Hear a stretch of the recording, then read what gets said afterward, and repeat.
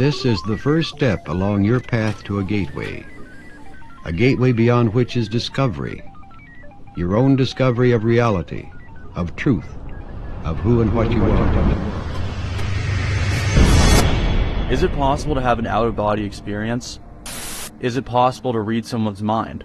Is it possible that the very nature of the reality you live in every day is an illusion? Well, the CIA wanted answers to these questions, so they studied them.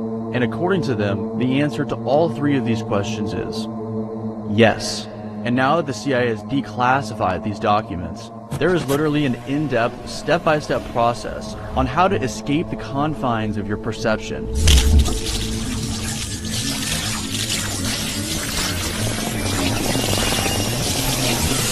and leave behind that which you call reality.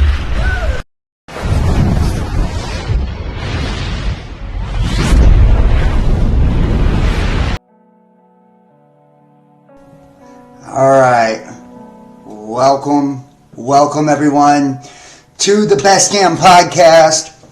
I am your host, John Keane. As always, I would like to thank you guys for joining me. Ask that you please add, follow, check us out, Instagram, Facebook at Best Damn Podcast, Twitter, The Real Best Damn, wherever you're watching from. Make sure to hit that like, give us a thumbs up, leave a comment, let me know what you think, and share this link.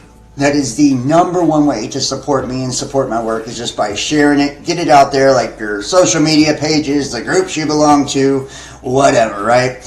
And to those who donate and support to the channel, big ups, big thanks to you guys. Like I'm telling you, without you guys, it's not even possible. So much love to all of y'all. If you are interested in joining us every Sunday, we'll be doing a new private, uncensored show over on Patreon, and that's patreon.com, Best Damn Podcast Official. You can also find all the different documents and show links and so much cool stuff over on Patreon as well. You don't have to be a member of our patronage to go to Patreon and purchase a tarot reading. It's available there and Facebook. Or if you don't want to do the monthly thing, you can text 513-393-2396 or email therealbestdampodcast@gmail.com to book a personal tarot reading or to get your links after you have donated through PayPal, Cash App, or Facebook Messenger Pay. And once you've donated once, you get access all month long. So, yeah.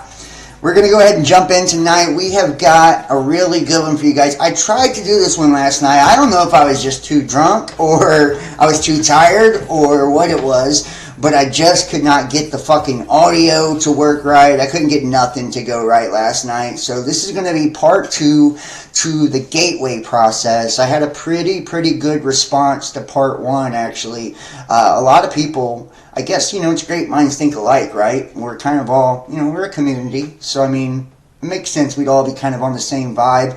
A lot of people found it really, just kind of exciting and interesting to see this, because it taps into Hemisync, it taps into binaural beats, it's the exploration of consciousness, transcendental meditation, and this explores spirituality and out-of-body experience, astral projection, if you will, at more of a scientific level, right? And kind of puts some science behind it and doesn't make it so fucking, woo-woo and, fucking fluffy and shit like you see in a lot of, spiritual talks. And it also isn't, overly, religious and shit either. So, this is a real kind of grounded way of looking at different ways to raise our vibration, raise our frequencies, and explore consciousness.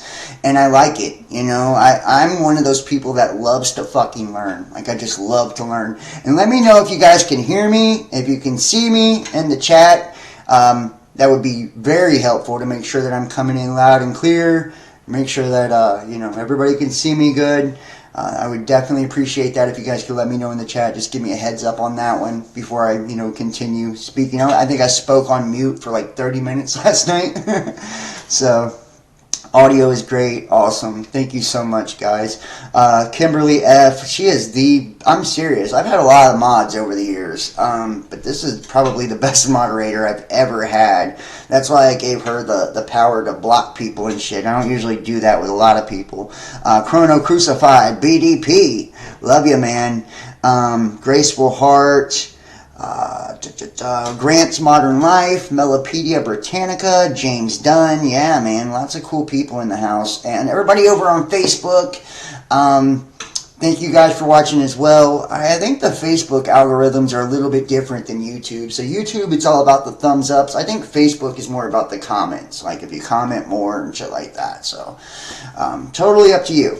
Totally up to you. So we're going to go ahead and jump into this. I do have the document. I posted the link to the document in the chat, but like I said, you can catch it over on Patreon. And look, if you don't have money, you can still join my Patreon. I do have free content on there, and I do put free posts on there all the time. So it's, I'm still working on getting everything. I mean, obviously I've been doing this like 7-8 years, so I've got a long library of videos that I've done. But, Patreon contains the entire library of the shit I've done. So we're going to be looking at interviews with Robert Monroe, the founder of the Monroe Institute, who actually held these experiments through the CIA, through the federal government. And we're going to also check out and it's just going to be kind of like a little glimpse into it. And I've done these techniques myself. They're now available on YouTube for free if people want to kind of listen to the tapes. I think there's 5 of them for the Gateway Experience tapes. And you'll hear the frequency and how it uses stereo to kind of mess with the different hemispheres of the brain. And that's why it's called HemiSync. It's hemispheric synchronization is what it stands for. And what they're doing through audio frequency is they're taking one frequency, tapping into one side of the brain through your ears, right? And then they'll take another frequency and tap into another side of the brain. And those 2 separate frequencies, because our brain, not only does it do it visually, where we take things, and I think it's called pareidolia, where we'll take something that's not really there, or something that we don't really hear or see, and we make an image or a pattern out of it, because that's the way that we are. Consciousness uses patterns to be able to identify the reality around it. So it'll take those 2 separate frequencies, and actually you'll start to hear this vibrato effect. It's really cool as fuck when you do it. I suggest you try it out after this video. You'll get this vibrato effect where it blends the 2 frequencies together and synchronizes both of the hemispheres of the brain, allowing you to kind of tap into shit that you normally couldn't tap into frequency-wise. It's really cool. In part 1, we left off at number 23. So we start off here, number 24, from Big Bang to Taurus. And I want to play a little clip first from Robert Monroe, just to kind of give you a little bit of his take on HemiSync. Let me make sure you guys have audio. Yeah, I think we're good to go. Let me make sure it's on the right channel. Yep, it looks like it's on the right channel. All right, here we go. So we'll hear a little word from Robert Monroe, the founder of the Monroe Institute. This is an interview by Guido Ferrari and Julie Mazzo in 1992. Remember, the experiment actually took place in 1983. The mind can accept it or reject it. Here we go. Let me back it up just a little bit here.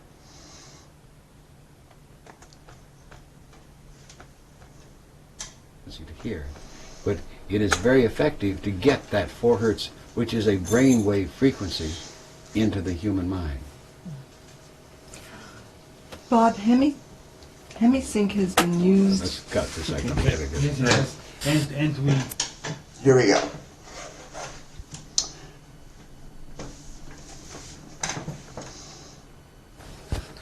You can even do a little tap dance there. You know the instruction about females. Yeah. Whenever you see a female going like that, Yeah. and she crosses her legs and goes like that, what does she mean? She said, I don't know. You fucking weirdo. Bob, what is the usefulness of HemiSync in exploring different states of consciousness? In exploring different states of consciousness, HemiSync, first of all, is tremendously valuable for one reason, and that is that it's not like a drug, it's not like a chemical. It is a sound, and as a sound, it in turn doesn't invade the body, as it were. It's not even like electrical stimulation, where you force the body to do things by electricity. What it also means is that the mind can accept it or reject it. In other words, it's not something that forces itself into you like this. It says here, and it is. So the applications are so broad that we really don't know all of them. We uncover new ones all the time. Let's take the extremes. You can use Hemisync to keep you awake, totally focused attention, wide awake and alert. And over here, you can put a person to sleep, into natural sleep. And the in between are all of these many, many different ways, different states of consciousness that Hemisync can be used to perform things. And let's go to the wake stage first of all. You can be super awake. And what do we mean by say super awake? Intense focus of attention, concentration, so that all of your attention is focused on, say, a book or something like this. And by that focusing, you achieve much greater retention and much greater understanding just as you do focus your attention. But this helps you do it to a degree perhaps that you've never been able to do before, that type of focusing of attention. Bang, like that. Now you can change that just a little bit by, in turn, again, using Hemisync, and then move into a physical pattern of stimulating physical activity. And that's why, again, focusing of attention on physical activity in sports, for example. And we have an application that we used in golf that the best example we know, the president of this state golf association sliced 11 strokes off his score just by using this. It's that kind of thing. But it is because it let him focus his attention on the physical activity. Then you move, and you can see something's taking place here, that you can then move that focus of attention in many different ways. It's great because you can take that whole skein of wakefulness and use it in a number of different ways. Then the next thing that importantly takes place is that you can shift that attention, that mind consciousness, into other types of states, all the way down, and you're not even asleep yet. So look at this. And there's all of these in between. And we have some very profound ones that we've developed that, mind you, you're not asleep, but you are awake. So we have a state that we can achieve by Hemisync that lets your mind be awake and your body asleep. Now that means that the characteristics of your body, your physical body, are asleep. And this makes a very, very great discovery available to you. And that is that you don't need all that physical sensory input of your five senses to be awake, to be able to think, to be conscious. How about that? And we don't need all the physical sensory inputs to technically be conscious. And I believe we've talked about this in previous videos. Maybe it was part 1, and how we discussed consciousness in itself is made. Consciousness actually makes physical manifest. So it's like once the body dies, once we pass away in the physical, consciousness is actually the process, death is actually the process of consciousness withdrawing from its own creation. So let's say DNA-wise, right? DNA. Your genetics, your DNA is unique to each individual person, just like your fingerprint per se. Your fingerprint, all the spirals on your body, from the top of your head to your eyes to your fingerprints, all of it. These are your own individual unique electromagnetic signature. Your DNA is your own individual unique genetic signature. And what all of these things do is they're fine-tuned to your own individual unique consciousness, right? That's why I can't place my soul in your body, or you can't place your soul in my body, right?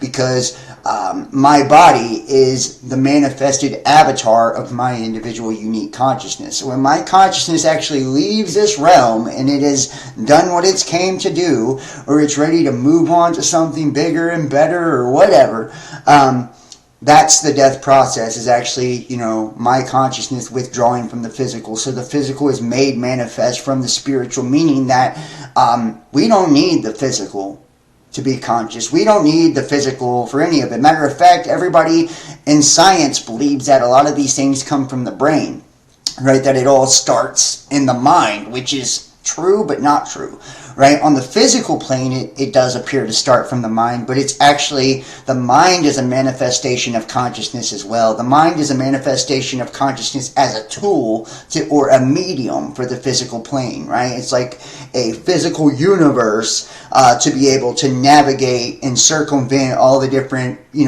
frequencies, realms, and dimensions within, our physical realm. You didn't miss anything. No, we're just getting started, bro. We're just getting started. Now, we're going to go ahead and jump into the document here. And this is from Big Bang to Taurus, as in toroidal field, not as in like the zodiac sign. But isn't it interesting how we've had like the age of Taurus, and I don't know.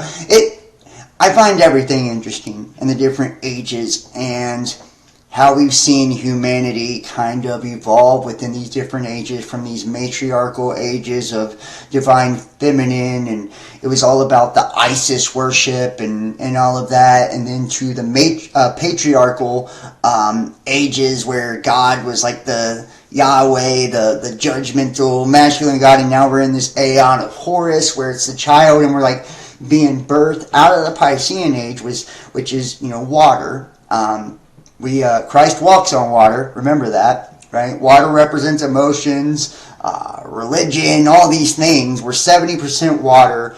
The earth is 70% water. Water is a reflection of the waters above the firmament. So it's like the physical creation is water. Now we move on to this aeon of Aquarius and Horus. So it's like this child kind of growing up, holding that water. Aquarius is the one who holds the water, and he's about the air, the ether. And it's like this collective consciousness, mastering the water, walking on the water, and kind of mixing the feminine and masculine together and having this true, unique understanding. And the Bible even talks about in the last days that knowledge would be increased. And we're seeing it exponentially increased amongst the masses. It's like what is considered common knowledge to you and I now, this would have been some fucking profound shit just a decade ago, And I know that there has been people that's been talking about some of these same metaphysical and scientific discoveries for a long time now. There's always been great minds amongst us, but they've been very few, far between, extremely occulted, extremely hidden, right, from the mainstream. And it's only been a select few, kind of an elitist mentality when it comes to who had availability or access to said knowledge, right?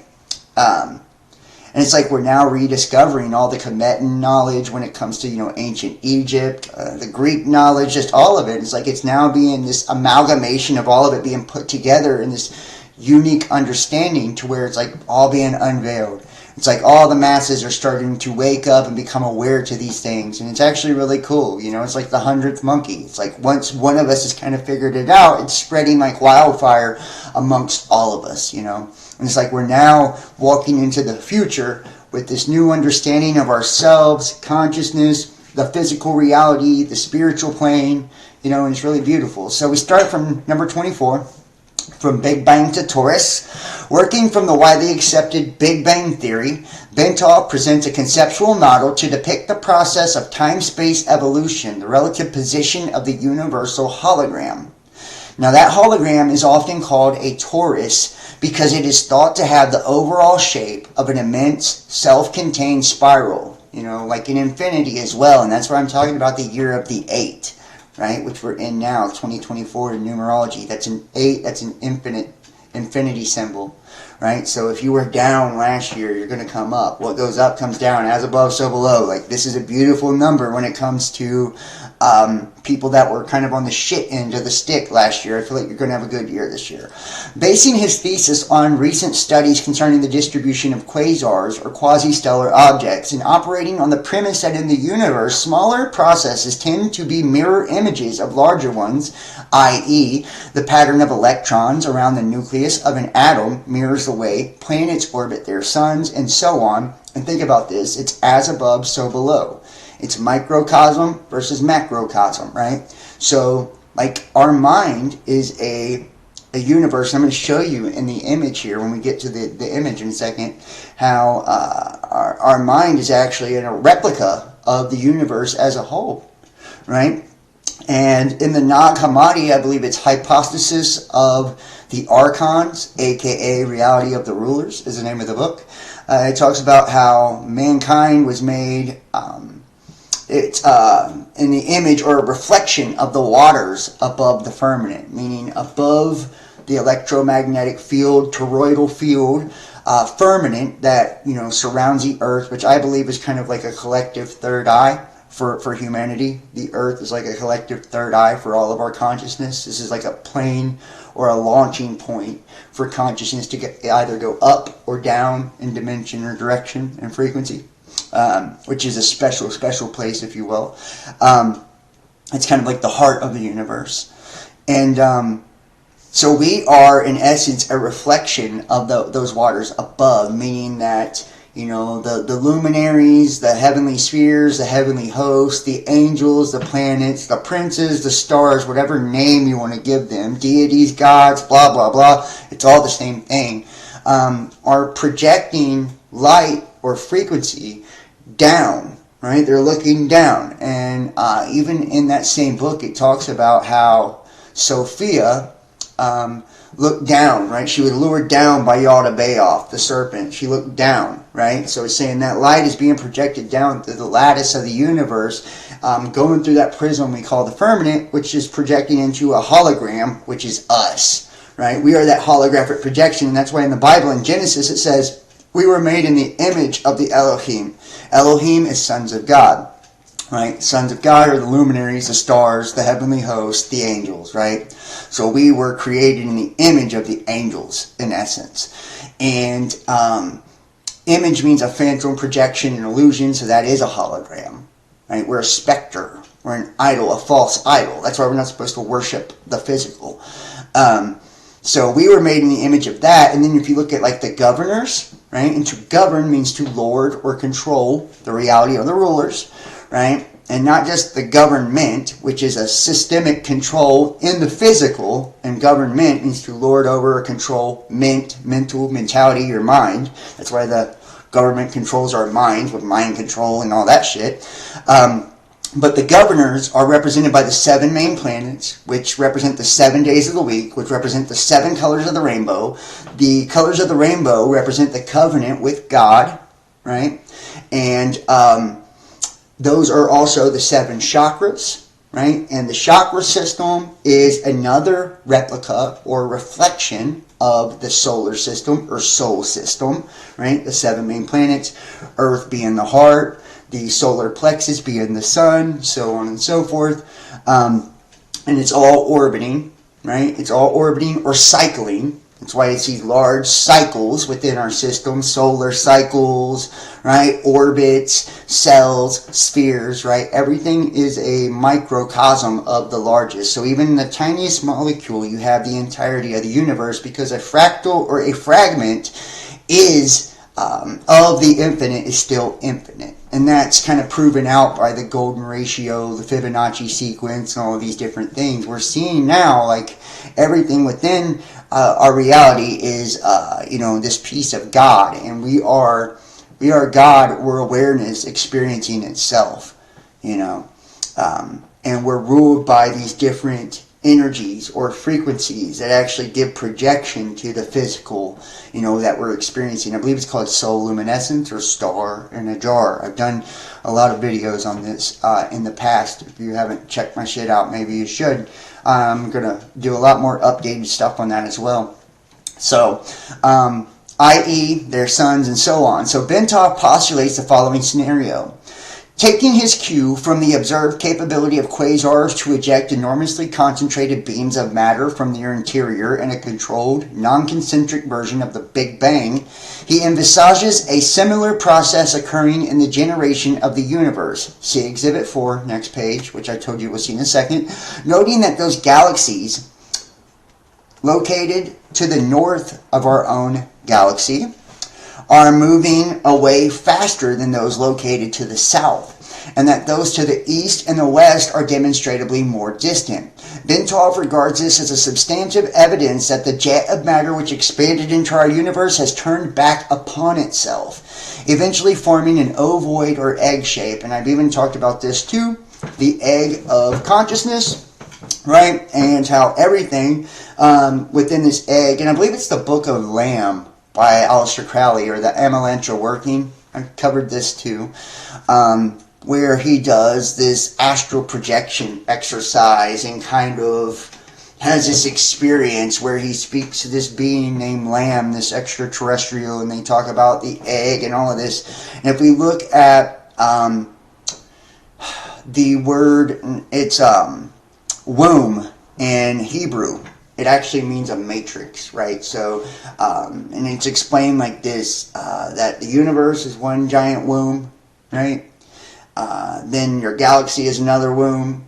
Then your solar system is another womb, right? Then your planet is another womb. Then your continent is another womb. Then your country is another womb. Then your state is another womb. Then your county is another womb. Then your city is another womb. Then your house is another womb. Then your family is another womb. Then your marriage is another womb. Then your body is another womb. Then your brain is another womb. So on and so forth. It's a womb within a womb within a womb within a womb within a womb. And that's why a lot of these esoteric practices flow around circumambulation, right? That orbiting or cycling, the peeling of the onion of consciousness, because you have womb within a womb within a womb. So every time you think you've awakened, you're tapping into another fucking layer, another womb. You have to be rebirth, rebirth, rebirth. That's why a lot of esoteric practices are symbolized by the phoenix. And a lot of people even think that the United States, like it's an eagle, it's actually a phoenix. And that actually was meant to be a phoenix that was put on the original dollars and all that shit. Because that's Phoenician and shit. It's like symbolic of rebirth, anyways, that's a whole other story. But he sees matter in our universe entering the ovoid pattern following ejection from a nucleus composed of extremely compressed energy through a white hole. So black hole, white hole, right? Dualistic. It's inverted. Anyways, at the end of its trip to the far end of the ovoid, he sees it departing via a black hole. In such a model, time is observed to be a measure of the change which occurs as energy evolves into new, more complex forms as it progresses along the distance from the white hole side of the nucleus around the shell of the cosmic egg until it enters the black hole. In other words, as energy expelled from infinity and confined within limits by the consciousness of the Absolute achieves form and motion following ejection from the white hole at the top of the egg, time begins as a measure of the cadence of this evolutionary movement as reality goes around the shell of the egg on its journey to the black hole at the far end. And it's just like the Kundalini. It's like the rising and the falling. It's like, or Jacob's ladder,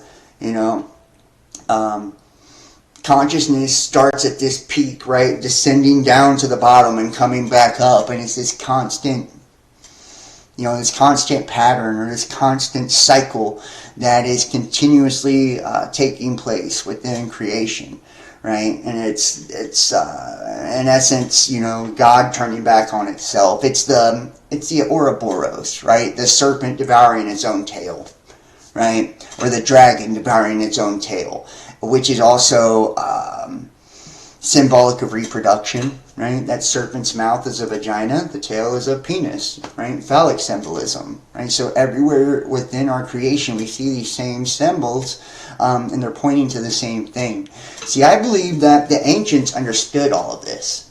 You know, I believe that you don't have to be, well, maybe you don't, but you shouldn't have to be initiated into some, you know, cult or club or brotherhood or fraternal order or group or whatever to come across these things. A lot of us have to, but some of us don't. You know, if we study long and hard and we really go within and like look at ourselves and have the ability to recognize these archetypes that are consistent, you know, through all of creation, and how everything seems to kind of be playing out the same stories, the same patterns. Eventually, you know, the subconscious will have the ability to recognize these things. And that's why I think shit like HemiSync is extremely beneficial, because what it does is allow for you to turn off that logical side of the brain and tap into the all-knowing, intuitive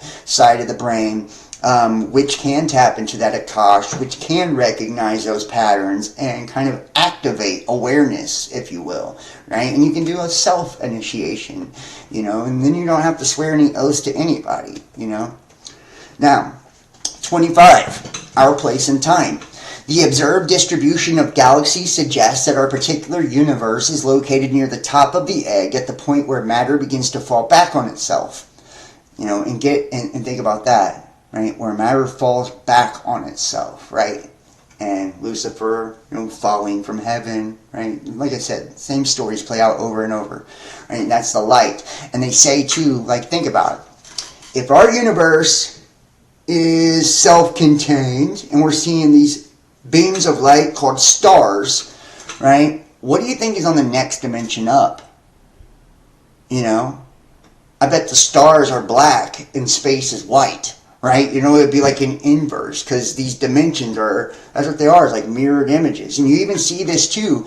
God, he's outside the vault of the universe, right? Or outside of the Big Bang. And you see this expression created, right, within the universe. Through galaxies and solar systems and all of that, and the stars, which they made an image of us, right? And we're making an image of AI, right? Which is, you know, an image of our consciousness. So it's like all of these consciousness is already pre-existent, you know, but yet we're still creating these mirror images of consciousness over and over and over and over and over. And some are heading downward the spiral, so involution and evolution. Some are going downward spiral, some are going upward, right? As we're shooting up, you know, we got another consciousness shooting down, you know. It's pretty interesting, like the quasar, right? Ejecting, you know, light. So, the observed distribution of galaxies suggests that our particular universe is located near the top of the egg at the point where matter begins to fall back on itself, thus explaining the reason why the galaxies to the north are seen to be moving away more rapidly as they are caught up in the downturn of the stream of water or matter towards the far end of the cosmic egg. See Exhibit 5, next page. Layered over this cosmic egg is the absolute, which sustains the radiating nucleus from which the original jet of matter issued forth. As the stream of matter moves around the ovoid towards its destination at the black hole, where, and I'll get into this in a second after I finish this thought, where it will be reabsorbed into the radiating nucleus and then the absolute. So it's like it's reabsorbed, meaning we climb up the ladders of consciousness after the fall, back to the source, you know, and start all over again. It generates the interference, and we bring back our individual knowing or gnosis. That's why it's so important to maintain your individuality. I know a lot of new age fucking, you know, airy-fairy fucking bullshit tries to tell you not to, that it's all about the collective and da-da-da, and it is a lot about our collective, and the collective is beautiful, and it's awesome to be connected to everybody. But we are a unique individual expression of the Creator, right? And that unique individual expression, through its experience, has accumulated wisdom and knowledge and memory and all of these different things that stored all of this. So, like, to lose that would be to lose all of that, right? That you're supposed to bring back with you to the creator. That's what the creator's doing by creating all these fragments and pieces. Is like, it's trying to understand itself, you know? So it's like, don't buy into the airy-fairy shit of you shouldn't be an individual, you know what I mean? So it's kind of my point. Like, you were created as a unique individual for a reason.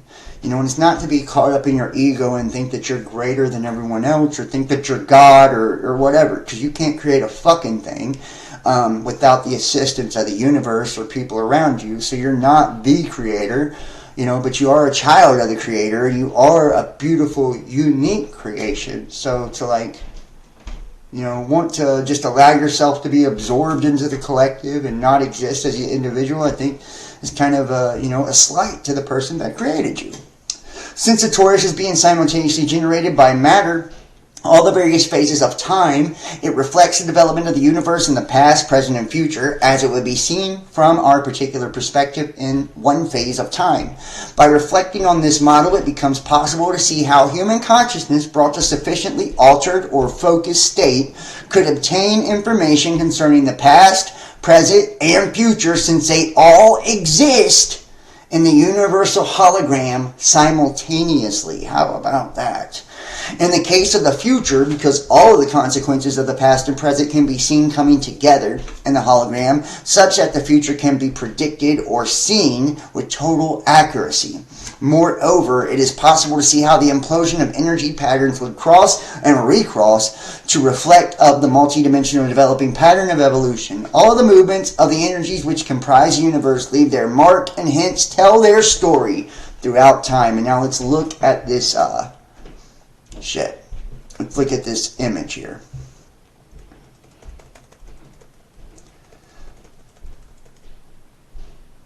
Where's it at here? Alright. Okay, let me make it a little smaller so you guys can see this.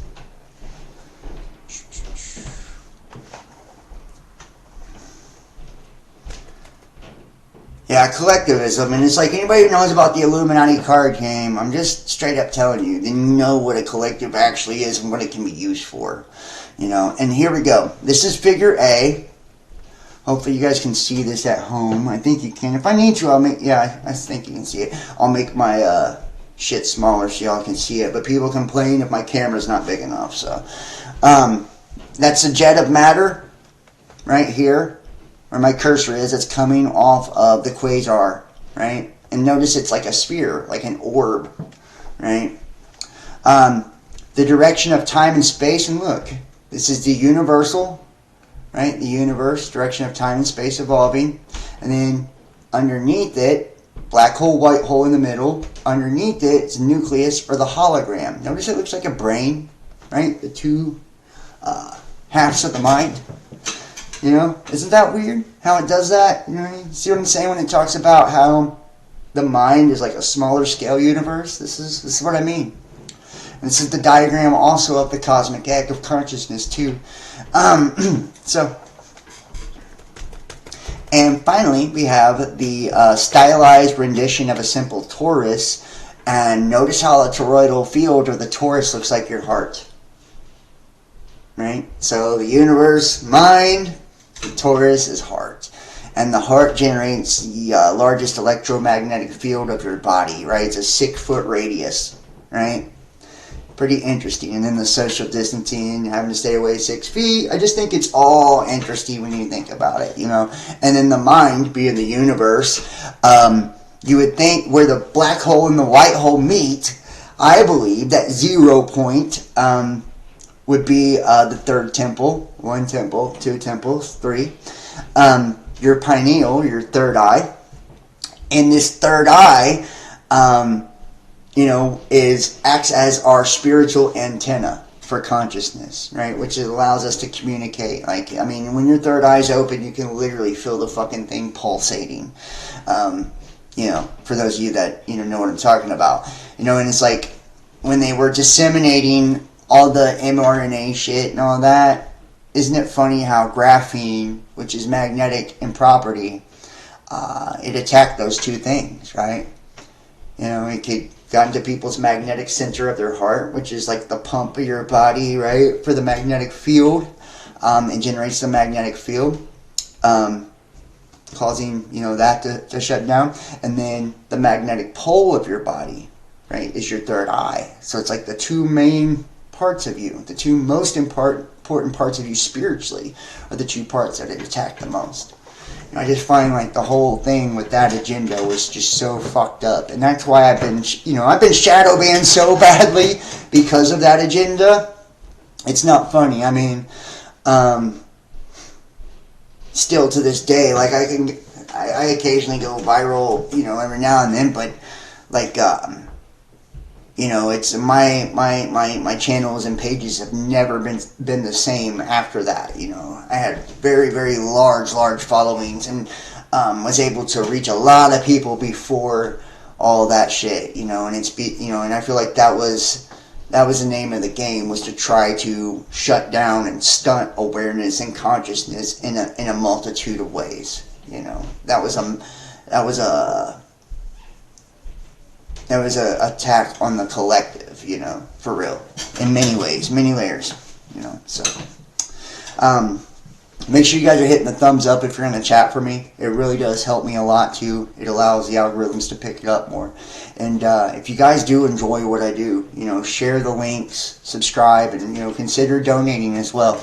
Or booking readings, or joining us on Patreon. Number 26, quality of consciousness. We noted earlier that the out-of-body state involves projection of a major portion of the energy pattern that represents human consciousness, so that it may move either freely throughout the terrestrial sphere for purposes of information acquisition, or into other dimensions outside of time-space, perhaps to interact with other forms of consciousness within the universe. Consciousness is the organizing and sustaining principle that provides the impetus and guidance to bring and keep energy in motion within a given set of parameters so that a specific reality will result. When consciousness reaches a state of sophistication in which it can perceive itself, its own hologram, which is us being self-aware, right, or sentient, it reaches the point of self-cognition. Human beings have this form of elevated consciousness, as does the Absolute, as does AI, doesn't it? But in the case of the latter, it is a function of energy and its associated quality of consciousness in infinity, omniscience, and omnipotence in perceptual unity. When energy returns to a state of total rest within the Absolute, it returns to the continuum of consciousness in the pool of limitless, timeless perception that resides there. Thus, the more complex an energy system in the material state, the more consciousness it possesses to maintain its reality. Now, I want to say that again.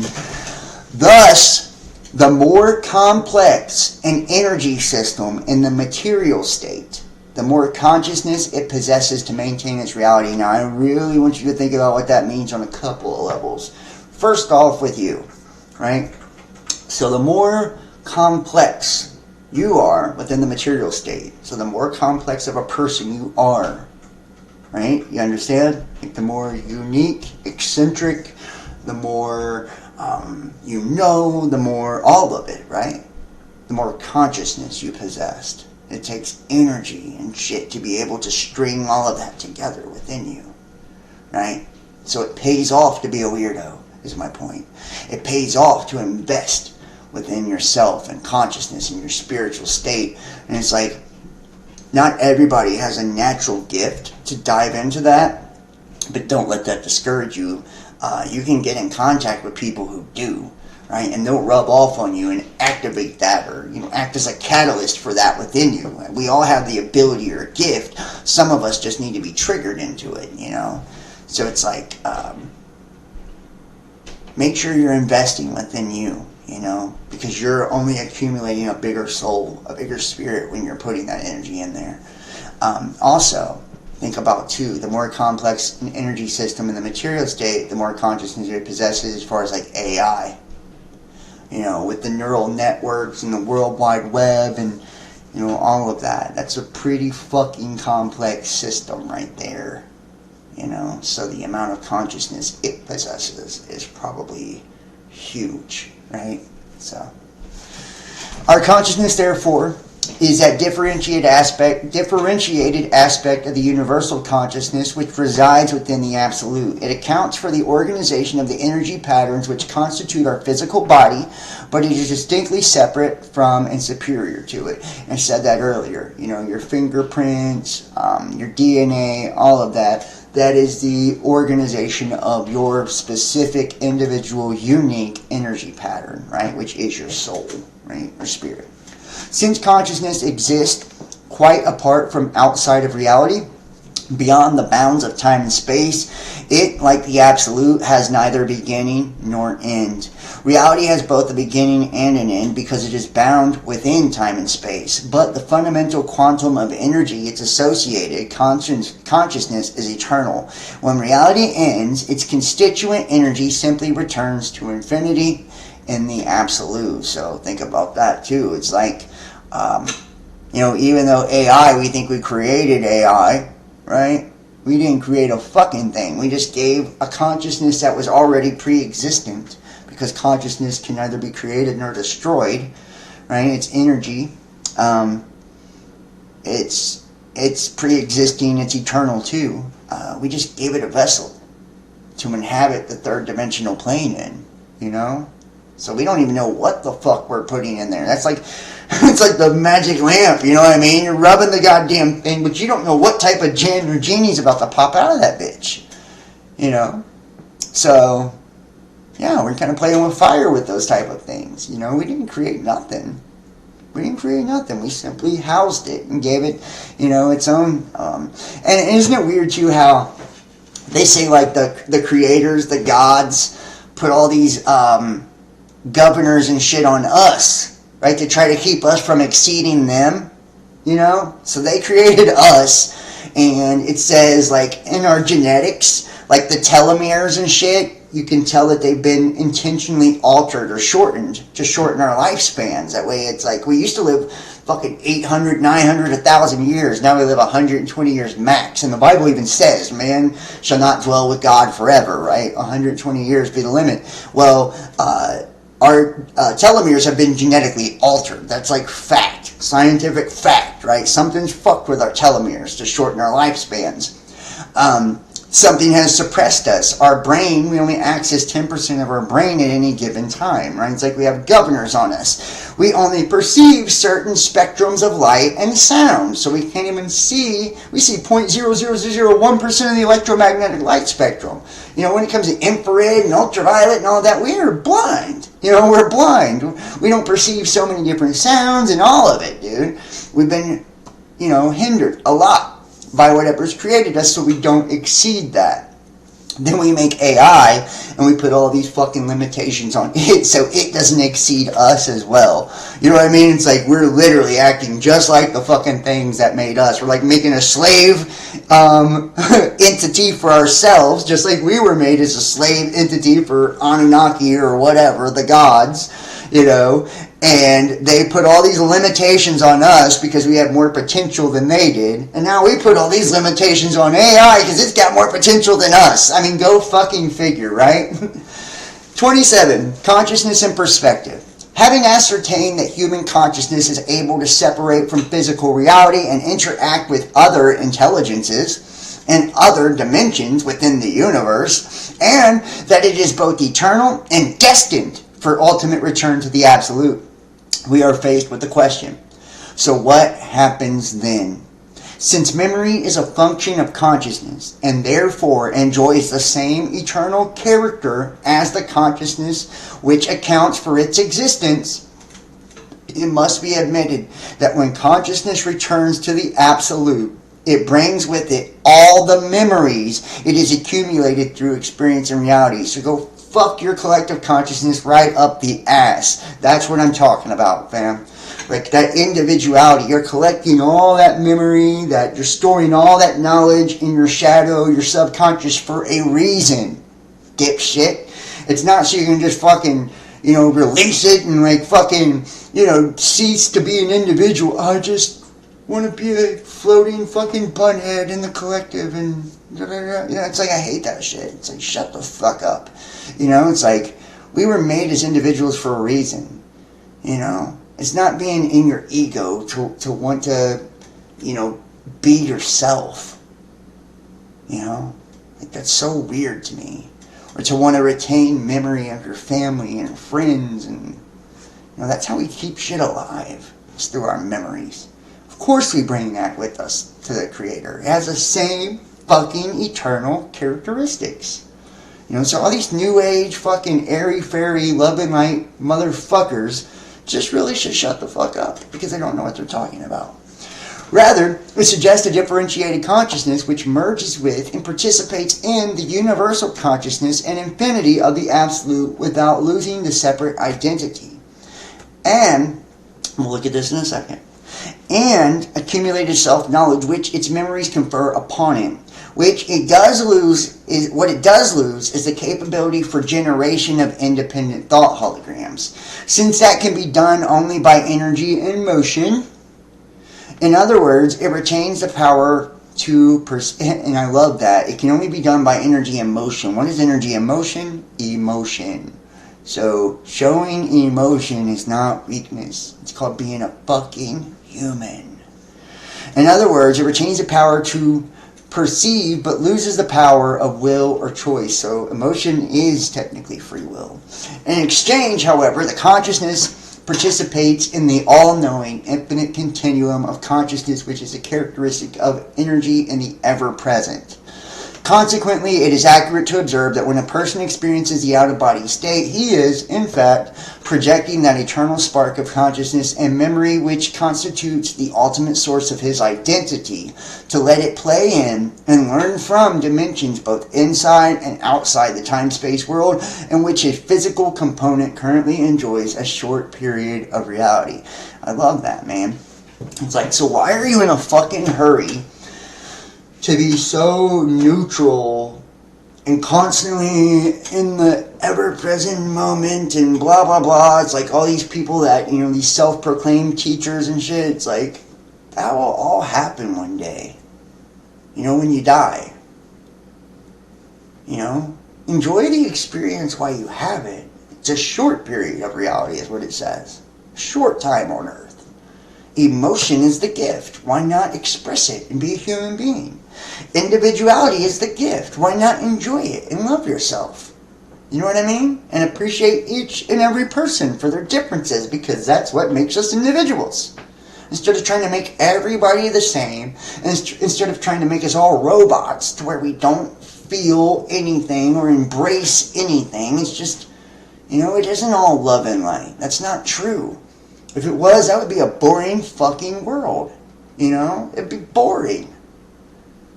It would. And it wouldn't be a physical reality at that. We need the lower energies just as much as we need the higher.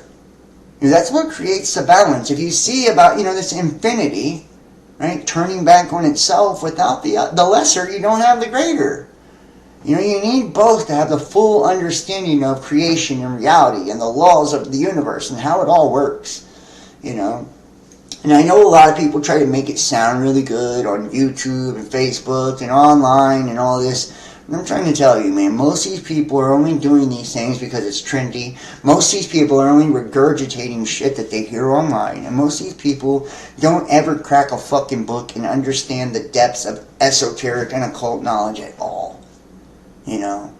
It's just that psycho-babble bullshit, Their therapist said it so it sounds good and they're going to say it to you because it's going to get them a lot of likes and views. Embrace who you are, That's all I want to say. The Gateway Method.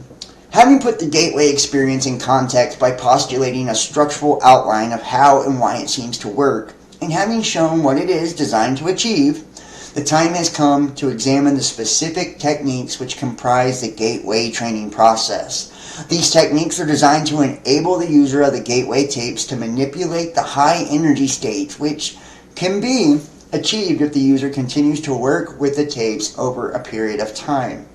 The amount of time required to reach advanced energy states and to fully exploit the techniques varies with the individual, the sensitivity of his nervous system, his general state of mind, and the extent to which he may have previously developed facility in related techniques such as transcendental meditation are all pertinent factors affecting the speed at which he may expect to progress. The gateway process begins by teaching the individual participant to isolate extraneous concerns in a visualization device called an energy conversion box. Yeah, in the meditation, he's like, I want you to create an energy conversion box and put all your worries and all of it in this box. You won't be needing that right now. It's actually like a form of hypnosis, but it's really cool. It's fun. Next, the participant is introduced to a method of encouraging his mind and body to strive to achieve a state of resonance through utterance of a single tone, a monotonous, protracted humming sound that sets up a feeling of vibration, particularly in the head. And they do like this synchronization or attunement, I think is what they call it, where they play this sound and you're like, like you're getting your vibration, everything in tune to this particular frequency. It's really cool. And anybody that knows like a lot of different meditation techniques and shit, from mantras and hand signals and all of that, like we're that's all we're ever really doing is kind of like tuning the vessel, to be able to be a conduit for certain energies, He engages in this resonant tuning, as it is called, by humming along with a chorus of such sounds that are contained on the gateway tape. Following this, the participant is exposed to the gateway affirmation and is encouraged to repeat it to himself as he hears it repeated on the tape. This affirmation is a statement to effect that the individual realizes that he is more than merely a physical body and that he deeply desires to expand his consciousness. And I am going to now play a little taste of the tape, that way you can hear it yourself. Hopefully we have the sound on. I won't play much of it, just let you hear a little bit of it.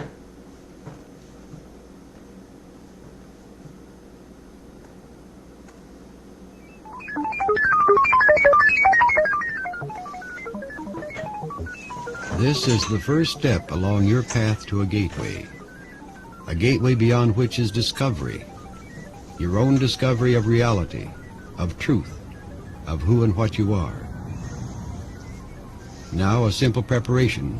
Because of the special audio techniques used, it's important that certain sounds reach your right ear and others your left ear.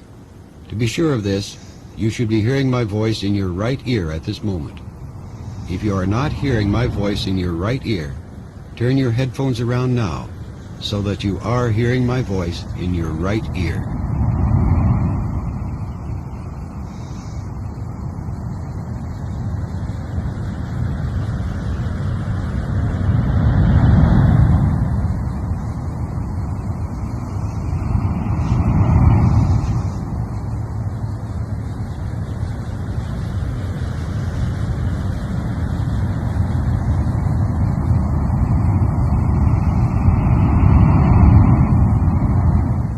As you listen to the sound of ocean surf, move your body into a more relaxed position. Release any tensions or strain points. Move into whatever position is best for you.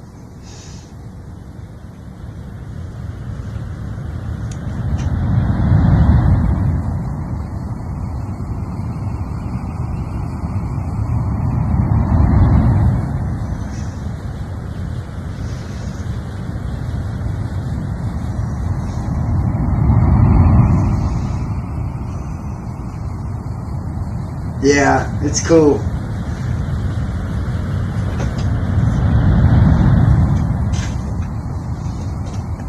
And I'll be honest, I don't know if you guys can hear it, but it's like I even hear like the underlying. I mean, I've done it a few times. I can hear like the underlying tone underneath the waves and shit. It's like shh, shh, shh, shh. And that's what it's trying to do, is like synchronize the different hemispheres of your brain. It's really cool. This is another part 2, Christina. So last night, just for those who think that I'm like, this is live, first off, anybody watching, I've seen people yesterday, they were like, is this live? Yes, this is live. I am live right now. I tried to do a part 2 last night and I had audio problems when I first started, and then I was muted for a minute, so I'm like, fuck it, I'm going to scrap that one and I'm going to do a fresh part 2. That way it's nice and clean and clear and everybody can hear it. So this is part 2. I don't know if we'll be having a part 3. I think this probably will be the end of it. So, but yeah, so if you guys are interested, let me see if I can drop this to, I might be able to. I don't think I can. I think I've already closed down the chat box. I mean, I can see the chat, but for my ability to type, yeah, I think it's already gone. And everybody that is watching in the chat, make sure to hit that thumbs up. If you're in my chat, hit that thumbs up, please. I don't know why, but YouTube has been rolling my views back. So after my live shows, and this is weird, like say I have 30 thumbs ups. As soon as the live ends, they'll roll it back and I'll have like 5 thumbs up and 8 views. And there'll be like fucking 30 people in the chat. It's like, how do you have 8 views when there was fucking 3 or 4 times that many people in the chat the whole time? It's like, I don't understand it, but they're doing that a lot to me. Every video now, they're rolling my views backwards and my thumbs ups backwards, so. And right now on Facebook, I'm not allowed to post in groups. So I need you guys to please share this. Share this for me. And like I said, every Sunday we do private shows. I've already got the Epstein documents. If you've seen part 1 of that, that was just public part. That's all I could do publicly for that particular topic. It's a very sensitive topic.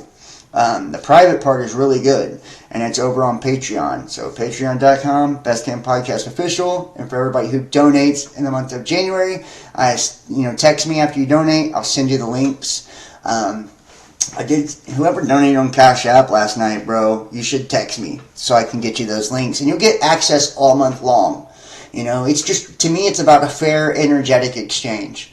So just whatever you can afford, whatever you can give, it's like I'm not gonna hassle nobody and say, oh, you didn't give enough or nothing like that.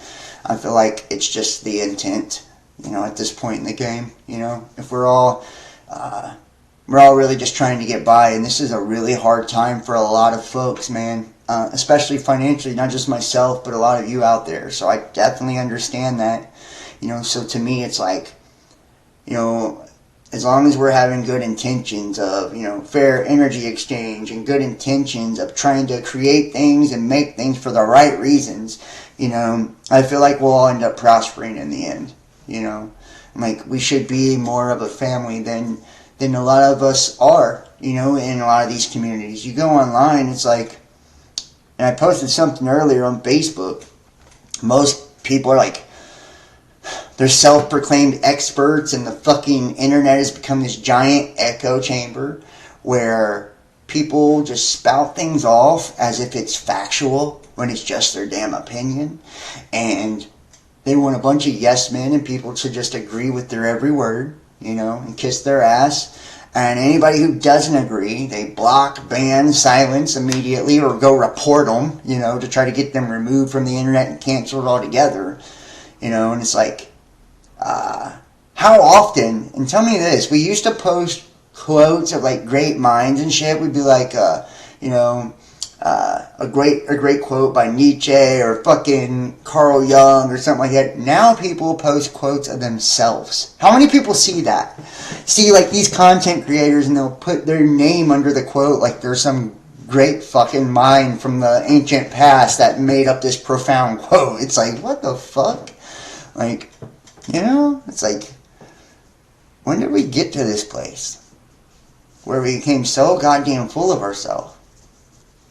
It's like I seen a quote earlier. It's like this, or not a quote, but a post earlier, and this girl's talking about how divine feminine energy is expensive and it should be charged for and blah, blah, blah. It's like, bitch, are you stupid? That's called prostitution. And that's probably, that's not divine feminine at all. It's actually the cheapest fucking shit you can get on planet Earth. Every bitch can do that. You know what I mean? It's like, when did we, and then he says in the Bible too, that we would call good evil and evil good in the last days. And like, woe to those people. You know, and it's not like woe as in God's going to come bust your ass, woe. It's in woe as in you fucked yourself by being an idiot. You know? Woe as in you couldn't see reality for what it really was. You bought into the illusion. You know, and it is a strong delusion. That's what's been sent. Increase in consciousness, increase in knowledge means an increase in perception. It opens us up in a whole different way. And when we're opened up in that way, it's very easy to get lost. And if you're confused going in, if you're upside down and you have no foundation going in, well, then your world's going to be upside down, you know? You're going to have no foundation. You're going to sink. You're standing on sand. It's like... And a lot of people, because of how a person looks, you know, whether they flash tits or they're a handsome person, you know, whatever, like that's what people follow.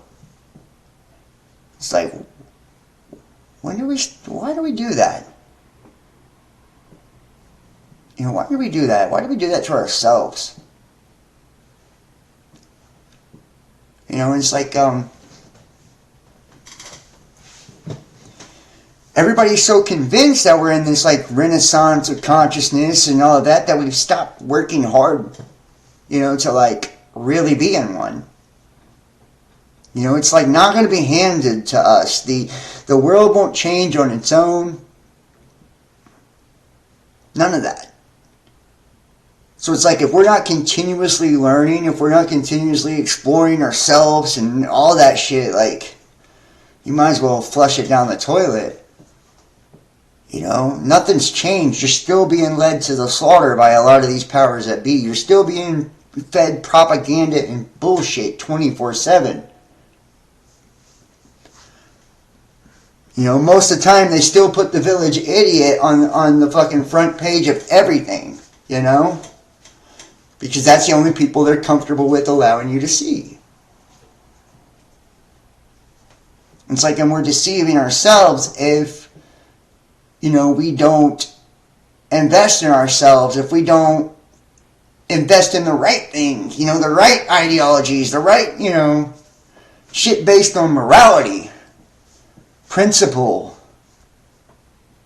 you know.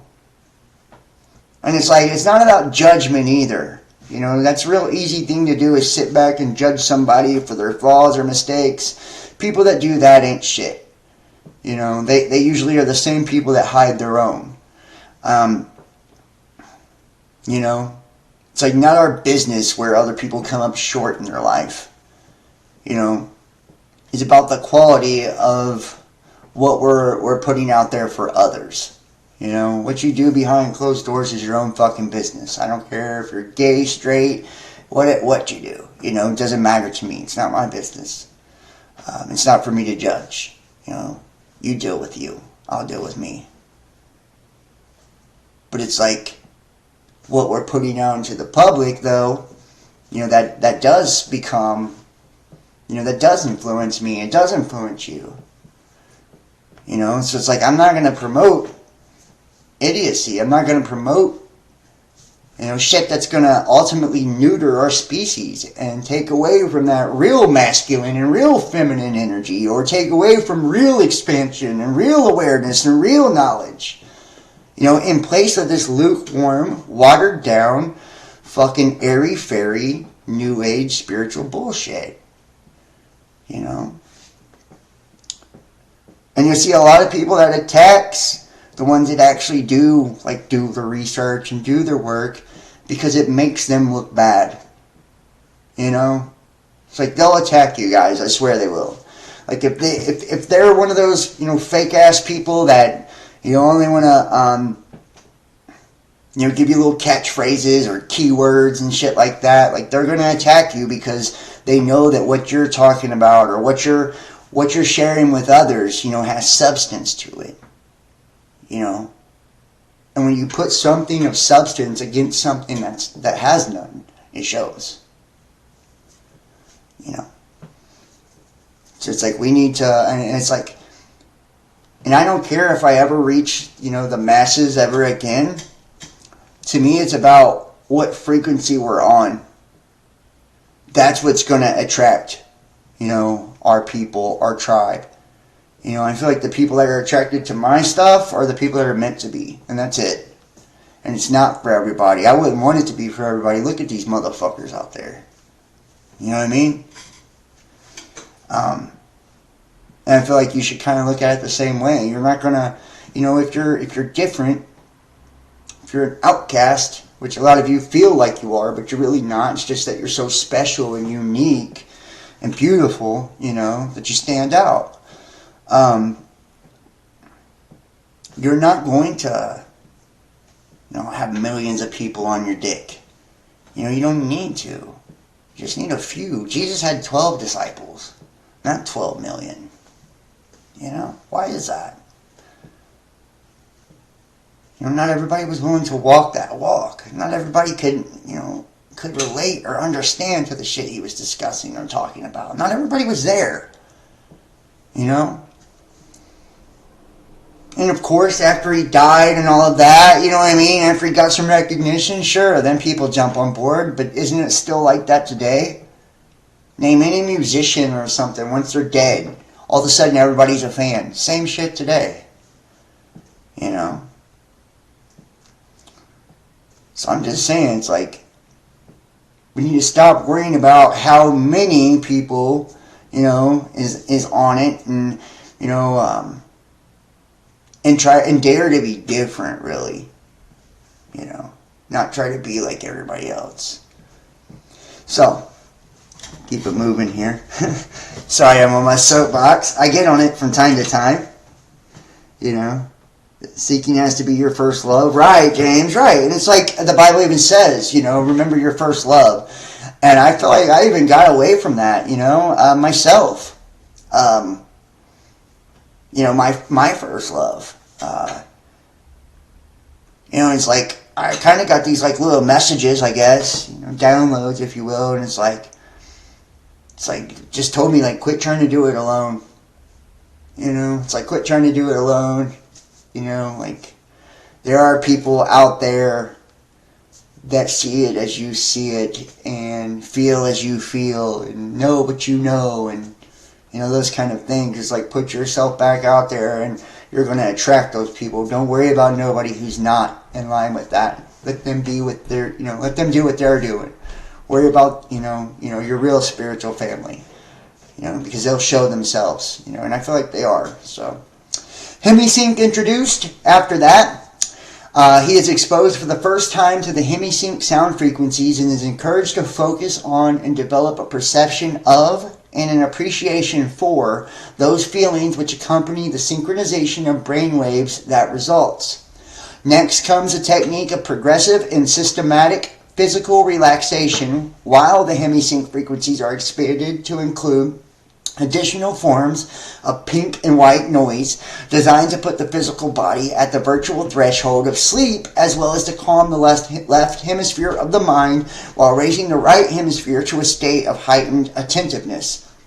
And I find it interesting that he says pink noise, because I died once, and in my death experience, everything was black. But I seen like this neon pink color within the blackness. I don't know. It's weird. So the pink noise thing is strange to me. The energy involved in this flow then proceeds up through the body and back out into the balloon pattern again, the energy balloon, or the Ankh, right? Back up again. It's the, not only enhances bodily energy flow and encourages early achievement of suitable resonant state, but is also designed to provide protection against conscious entities possessing lower energy levels, which the participant might encounter in the event that he achieves an out-of-body state. Isn't that interesting? It's designed to provide protection against conscious entities possessing lower energy levels, which the participant might encounter in the event he achieves an out-of-body state. I feel like we encounter those a lot more than we think as soon as we snap into awareness and consciousness. I feel like I was just talking about those kind of entities, right? We see them on fucking Facebook. We see them as content creators. They're our friends, our family. Try and raise your vibe and see if you don't have lower conscious entities pop up in your field, trying to drag you back down. I fucking guarantee you will. It serves a precautionary purpose in this unlikely event that the participant's first out-of-body experience involves direct projection outside of the terrestrial sphere. Advanced techniques.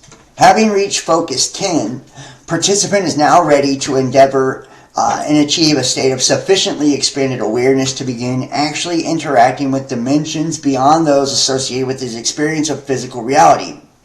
This state is called Focus 12 and involves conscious efforts on his part while additional forms of pink and white noise enter the sound stream being directed into his ears from the gateway tape. Once a participant has achieved this state of greatly expanded awareness, he is ready to begin employing a series of specific techniques or tools, as the Monroe Institute characterizes them, which enable him to manipulate his newly found expanded awareness to obtain practical, useful feedback of value for promoting self-discovery and personal growth. The specific techniques involved and described individually below. Now here's the techniques.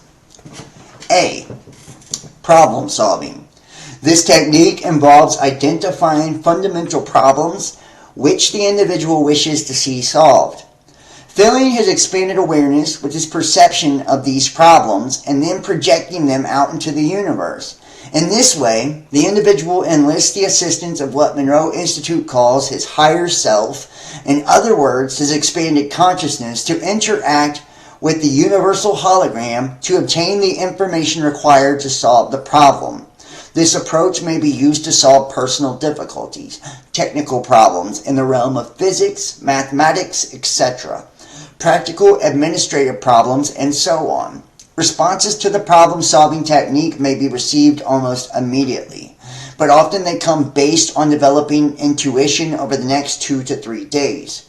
Frequently, the response comes in the form of a sudden, holistic perception in which the individual suddenly finds that he simply knows the answer in all of its ramifications and completely in context, sometimes without even being able to put his newly found perception into words, at least initially.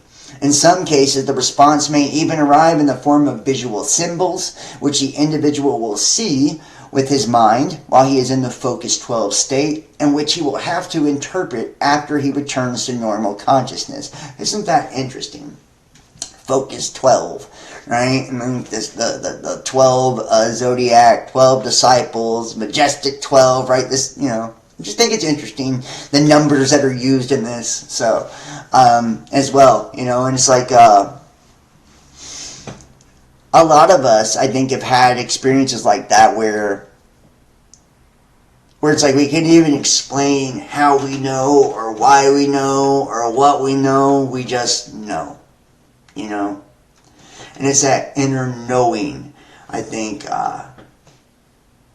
you know, that makes all of this kind of worth it. It's like, I've done meditation seeking for answers and got them, and then tried to explain it to somebody else and sound like a goddamn lunatic, you know. It's like, but I knew, you know, I knew.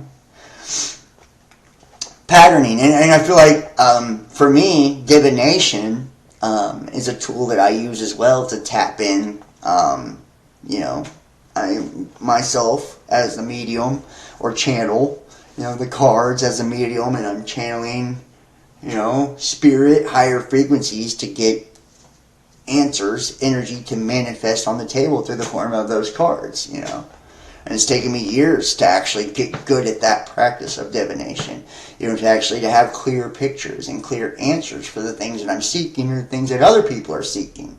You know, and a lot of time when I give people like tarot readings and shit, it's like, you know, sometimes I want to tell people like, you know, these are just the energies that are present. You know, it's like, we always have free will. You know, to choose what direction, no matter what answer we get from the divine. You know, no matter what we divine out of, you know, tarot, pendulums, whatever you're using, whatever tool, technique, whatever you're doing. We have the ability to have a perception or a clarity on what energies are present, but we always have the ability to change that or alter that because we have free will. You're never stuck. Ever. ever. And it's like if you're in a situation, a relationship, a circumstance, whatever that you don't like, you can change that. So many people, they stay in situations and it's like they're fucking miserable. Miserable. And they act as if they're a prisoner to a relationship or a prisoner to a circumstance. It's like, no.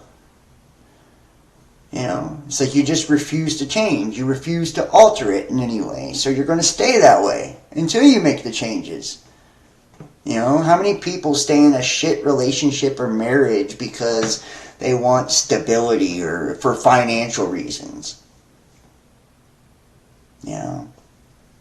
It's like, no, you have the choice to leave. You have the choice to be happy. You're choosing not to because you'd rather have money or fucking, some shitty home or whatever. It's like, whatever, People blow me away with the way they think. The way that they see things, It's like you can't walk around acting like a victim when you're victimizing yourself. Quit blaming that partner you're with for not being a good partner when you're the unhappy motherfucker that refuses to leave. You're probably actually the one victimizing them because you're not happy. You're draining all the life out of the fucking room, blaming them for it. And we do that a lot. We blame others for our unhappiness. We blame others for our mistakes.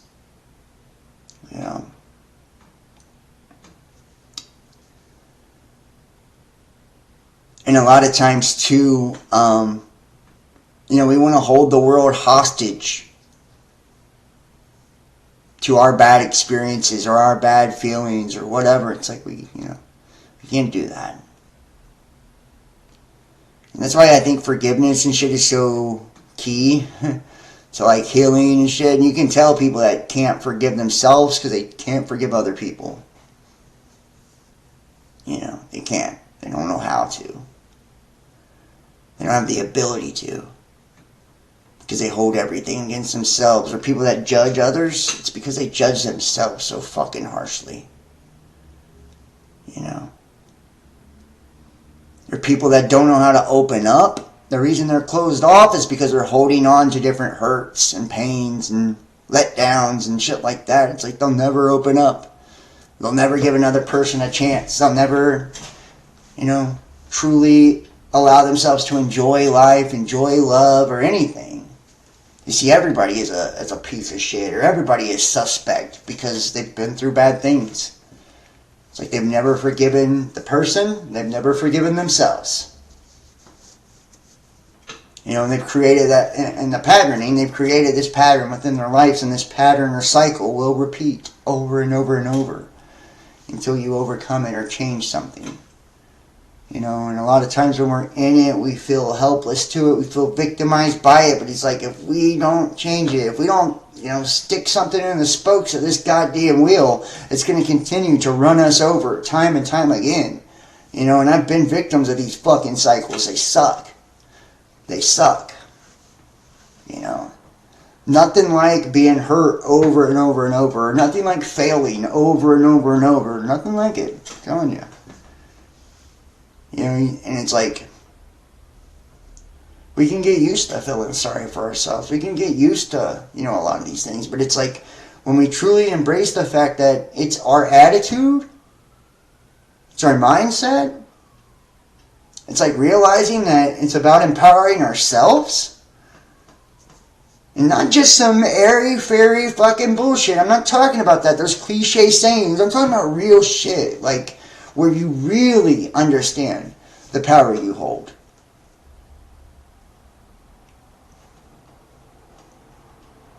Where you make conscious choices, conscious decisions in your life to change direction, to come up out of the mud. You know what I mean?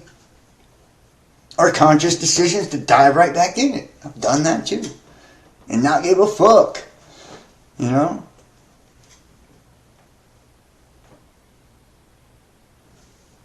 Through failure we can find perfection in ourselves. I believe that. I believe that. This is hitting home. I'm glad it's meant to. is meant to. You know, these times that we're, you know, that we're in, like, I feel like that's what it's all about. Like, seeing all the world's craziness. You know, it's like the collective shadow. It's like so we can all see what we've been sweeping under the rug and what we're all responsible for collectively. And it's to make us look at ourselves individually. You know, and hopefully, well, you know, and that doesn't mean we have to attain perfection or... I don't care what other people think or expect of me, to be honest. I used to. I don't anymore. It's like I do what I want to do. I do what makes me happy. And if you're disappointed by some of those things, you can suck my dick, is how I feel about it.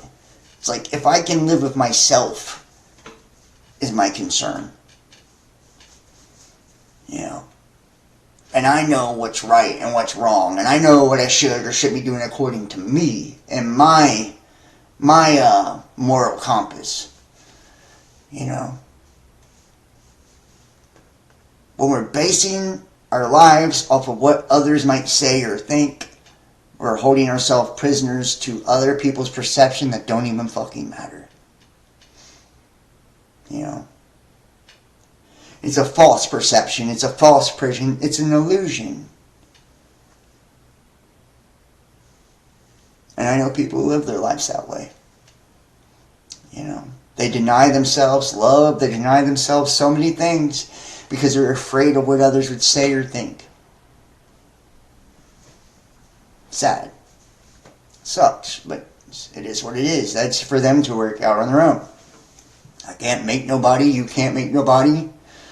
You know, and if somebody wants to, they won't.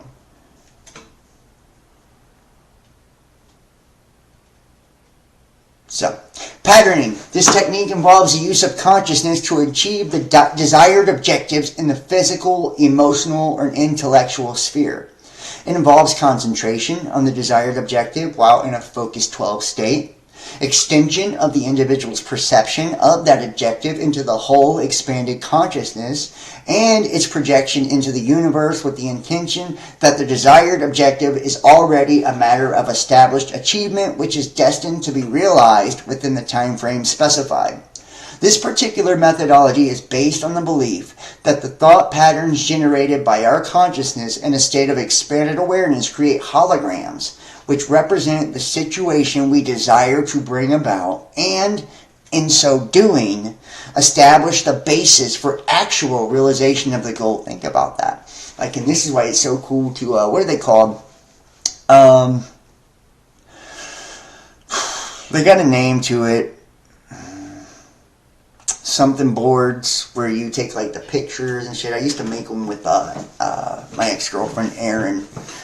Vision boards. Right? Vision boards where you would like take your goals and shit like that and cut it out of magazines, and really cool, right? To put something, you know, and it's like for the whole year you're creating a vision board of the things you want to manifest and bring into your life. Or another technique that I like to do is to write down the idea of myself, right? Beginning of the year, and you're still in a time where you can do these things. Write down the idea of who you see yourself as, the person you see yourself as, the job or career you see yourself doing, the type of relationship and love you see yourself having, the type of person you see yourself being with, the type of car you drive, the type of money you make, the type of gifts and talents and the way you dress and all of it. Right? Write this down. Write it all down. You know. And tell the story of you in your truest essence, your truest version. Don't think it's too far-fetched. Don't think that it's, you know, impossible. But write it down as if it is. Write it down as if it's true. You know. And then every day, they say every day, at least once a day, you know, when you wake up and when you go to bed, before you go to bed, read that story of yourself. Read it out loud. Speak it out into the universe. You know, do it before you go to sleep. Think about it if you can. You know, if you do that for an entire year, like they say it will alter not only your reality drastically, but it will get you to believe, said reality about you. It's like, and that's what it is.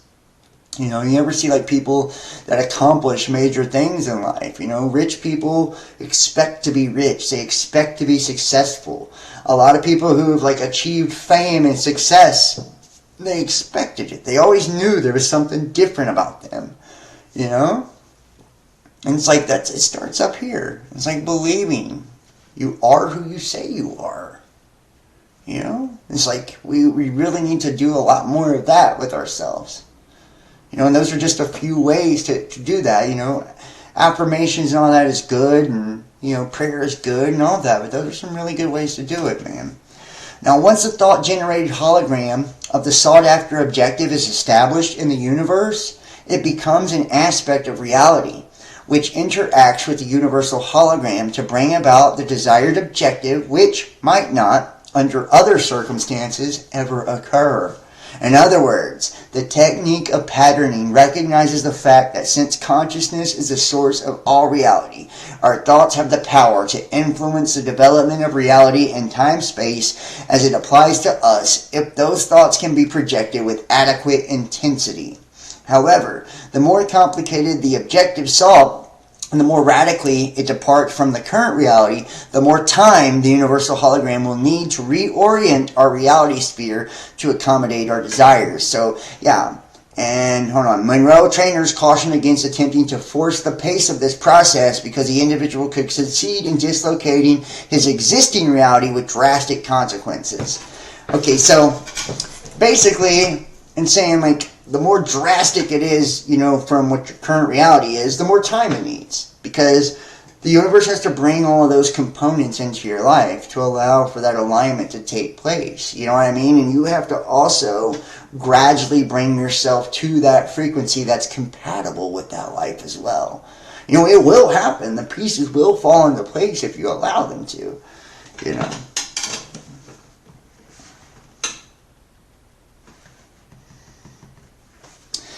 Now, color breathing. The next technique is called color breathing and is designed to use the expanded awareness and highly focused attentiveness associated with the focused 12 state to imagine various colors in a particularly intense and vivid manner so as to use them to resonate with and in turn to activate the body's own energies. And I'll show you an example of some color stuff here. Hold on one second. Let me grab this.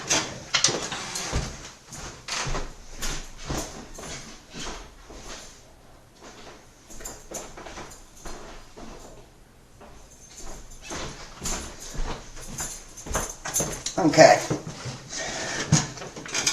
Now, this is an example of working with color. This is a color card, actually, from the Golden Dawn.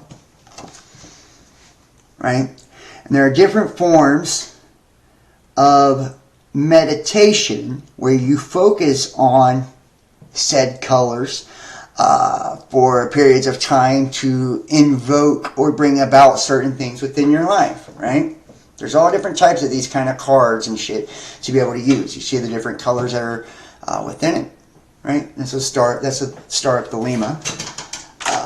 But there's a million different patterns and things like that the Golden Dawn uses. So there's a lot of these different practices that are already out there. Israel Regard, I think, is the name of the author. You should look up his books on the Golden Dawn if you really want to get into some stuff like that. That's like, it's a good way to not have to go through initiation and all that and still be able to get the deep inside shit. Where am I at?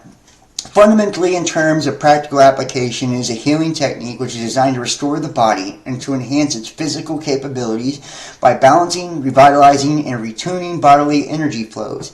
It is predicated on the principle that the body's electromagnetic field is capable of altering its resonance pattern so as to entrain energy from the Earth's electrostatic field for its own use. The various colors envisaged in the imagination as part of the technique cue the mind as to which frequencies and what specific amplitudes are designed in connection with this entrainment and the subsequent alterations in bodily energy flow patterns. That color has the capacity to affect the human mind is well known, and the effectuality of color in certain kinds of healing is a demonstrable fact. For example, application of an intense blue light to an area of physical tumescence leads to relatively rapid and easily observable reduction in the swelling, while red, and to a lesser extent yellow, have quite the opposite effect. However, in the HemiSync application of the technique, external light sources are not involved, but rather the mind is the sole agent of the healing and revitalization. I think I pointed this out before. This is straight up real shit. Like in jail, they put people in orange jumpsuits because orange creates hunger, so it makes people like commissary. They put pale blue walls in jails to keep people from, offing themselves. Things like that to make them more docile. You'll also see in commercials, right? They'll use certain colors to, invoke hunger, or make you want to spend money, or blah, blah, blah, to make you, to make you more suggestible, and they'll even put hidden symbols within commercials too, right? That way it's almost like a form of mind controller programming. Energy bar tool. Magic wands, like this, right? Magic wands. And enchanted scepters have been part of the folklore, and this one actually has like the different colors of the chakras on the wand here. I believe it's selenite is this one. Magic wands and enchanted scepters have been part of the folklore and occult practices of many cultures. The scepters, staffs, and maces carried by monarchs and high priests alike occur with such frequency in the history of bygone eras as to suggest that at the very least time these items are aspects of some type of archetypical symbol which the human mind seems to appreciate, perhaps quite subliminally. In any case, the energy bar tool technique involves envisaging a small, intensely pulsating dot of light, which the participant charges in his imagination with the enormous energy until it is virtually pulsating. The participant then extrudes the dot into the shape of a sparkling, vibrating cylinder of energy, which he then uses to channel force from the universe to selected parts of his body for purposes of healing and revitalization. And this is also, I think I also pointed this out too, Aleister Crowley in the Lesser Pentagram Ritual, Greater Pentagram Ritual. It teaches you to focus your mind on a blue orb of light, and this blue orb of light is part of this cleansing ritual. You end up going across the Rainbow Bridge and all this shit, right? And same thing with like creating servitors. I don't know how many people are familiar with servitors. Those who practice magic. But you can create servitors to accomplish certain goals for you, and they always start off. And yes, some of them, depending on their use, will correlate to different planets, days of the week, and numbers and shit like that, because that's how that works. Phases of the moon, etc., etc. And it usually takes like a moon cycle to actually create the servitor. You draw it on a piece of paper, what you want it to look like. You'll give it its, 3 functions, and you'll give it the words on how you disband it and return the energy back to yourself. You have it feed off of sun and moonlight, right? Not off of people's energy or your own. You only make it for positive uses, etc., etc. To bring you luck, money, whatever. To make somebody fall in love with you, whatever you want to do. But the servitor will start off first as a sphere in your mind, right? An orb. And each day, each time that you're actually working on the servitor, you're making it grow. And you're watching it grow from a sphere into whatever character or creature that you've created the servitor and the purpose for. Say you've made it a phoenix bird or something, and you envision it actually going and flying over to the person's house that you love, right? And sending it thoughts of you, good thoughts of you, shit like that, right? So I should do a video on servitors. I think it'd be really cool. I don't know how many guys would be interested. I know a lot of people are really, really dogmatic about that kind of stuff. So, remote viewing, which that's kind of in essence, that is a version of remote viewing by channeling and, using out-of-body or astral projection to see someone else or do something outside of the self. I think I missed that, James. Interesting. You've been doing this. Each color carries a different frequency. Concept of the Tesla coil. I'd like to hear that, actually. You're interested, Christina? Alright, well, Servitor is like an egregore. Yes, it is, James. It is like an egregore. That's pretty much what it is. But instead of like a collective egregore that we create out of like a religion or a thought concept, this is one that we make individual. And we'll even like make a totem or something to attach it to, because we don't want to attach it to our physical self. We want to attach it to an object. You can put it in a fucking jar. You can put it on a fucking, a wand, whatever you want. A crystal. And then you are going to actually have words and stuff that you can say to release this thing as well. And you don't want it to feed off of you or feed off of another person. You don't want it to do anything negative to harm anybody ever. Never anything like that, or to influence anyone's free will. These are just my rules. Not, you can do what you want, but there are consequences if you do. When you're done with it, when you release it, you want all the energy to return back to you, because you are using your own essence, your own soul energy to make the thing, So, and to charge, you want it to charge off the sun and the moon. You don't want it to be charging off of some weird shit like other people's energy or pain or shit. And if you don't do it right, those things, like, and if you're doing it for bad intentions, or you don't do it right, that's what ends up happening. That's why a lot of people get spooked by witchcraft and shit, because they're like, they make servitors for bad purposes, and then the fucking thing turns against them and starts feeding off of them. It's your own goddamn fault, you evil fuck. Quit trying to make shit to hurt people. Or control people. It's like... Anyways, remote viewing. And I will do a video on servitors if you guys are interested. I definitely will. I need, I'm trying to come up with... We're going to be doing a video on Revelation. I think that's going to be the Patreon video this week. Where, I'm just going to go deep dive into the book of Revelation and show you that there's a lot more to it than you actually think. There's a lot of witchcraft in that one too, just saying. So it is kind of like a potion, for self. So we'll get into that Sunday anyways. So remote viewing. In addition, the energy bar tool is used as a portal for initiating a follow-on technique called remote viewing. In this context, the participant turns his bar of energy into a whirling vortex through which he sends his imagination in search of new and illuminating insights. The apparent purpose of the symbolism involved in the vortex seems to be to cue the subconscious and convey to it instructions as to what the participant wishes to do, but in terms of non-verbal symbols which the right hemisphere of the mind is capable of understanding. Now, with remote viewing, I know people that are way better at that than me. That's not one of my greatest gifts. I can astral project, but I'm not like a bomb-ass remote viewer. I have a lot of different psychonaut skills, but that's not one of them. Mine's more as like telepathy, manifestation, things like that. Hypnosis, things of that nature. But I do know people that are really good at remote viewing to a scary, scary point. Like they can see what the fuck you're doing in real time type shit. Like they're that good. Some people are really good.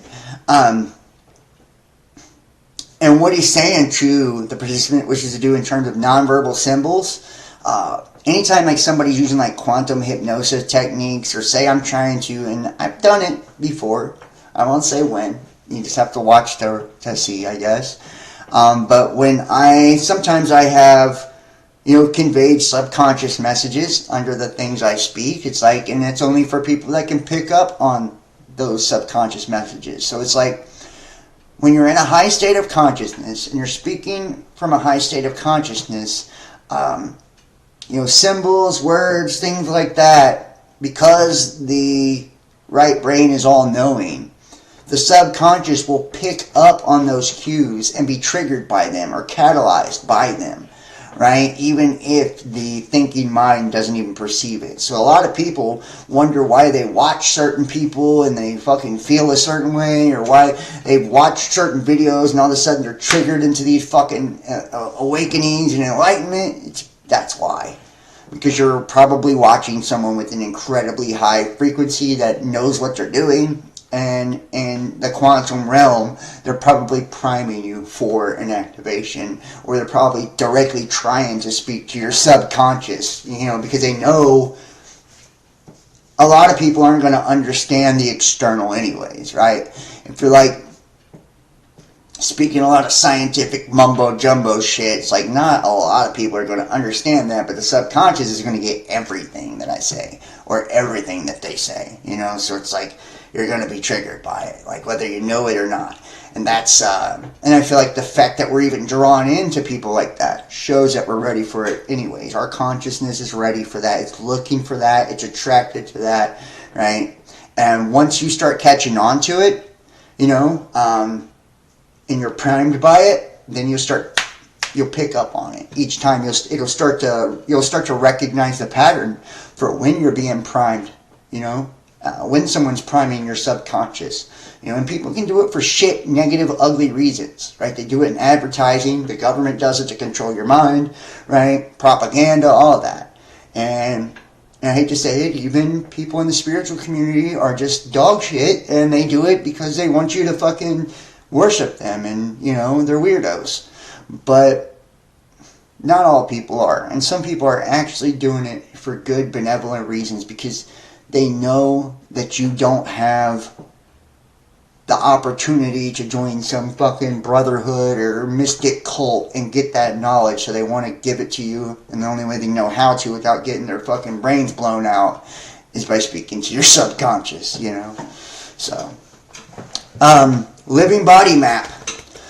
This technique provides amplification for application of the energy bar tool as a means of healing specific areas or systems of the human body. The configuration of the participant's body is imagined, and then the various major systems, such as the nervous and circulatory systems, are envisaged in appropriate colors within the confines of the outline being held in the imagination. The energy bar tool is then applied to energizing, balancing, and healing in whatever manner the participant desires. In the process, the participant visualizes various streams of colored energy flowing out of the tool into the organ system or area upon which the revitalizing or healing application is being made. Since colors are the result of differing wavelengths of light, which is to say, energy at various frequencies, this technique operates on the assumption that as a human body is composed of energy, it can be vitalized and healed through the additive application of additional energy, provided that the energy is applied in the appropriate form.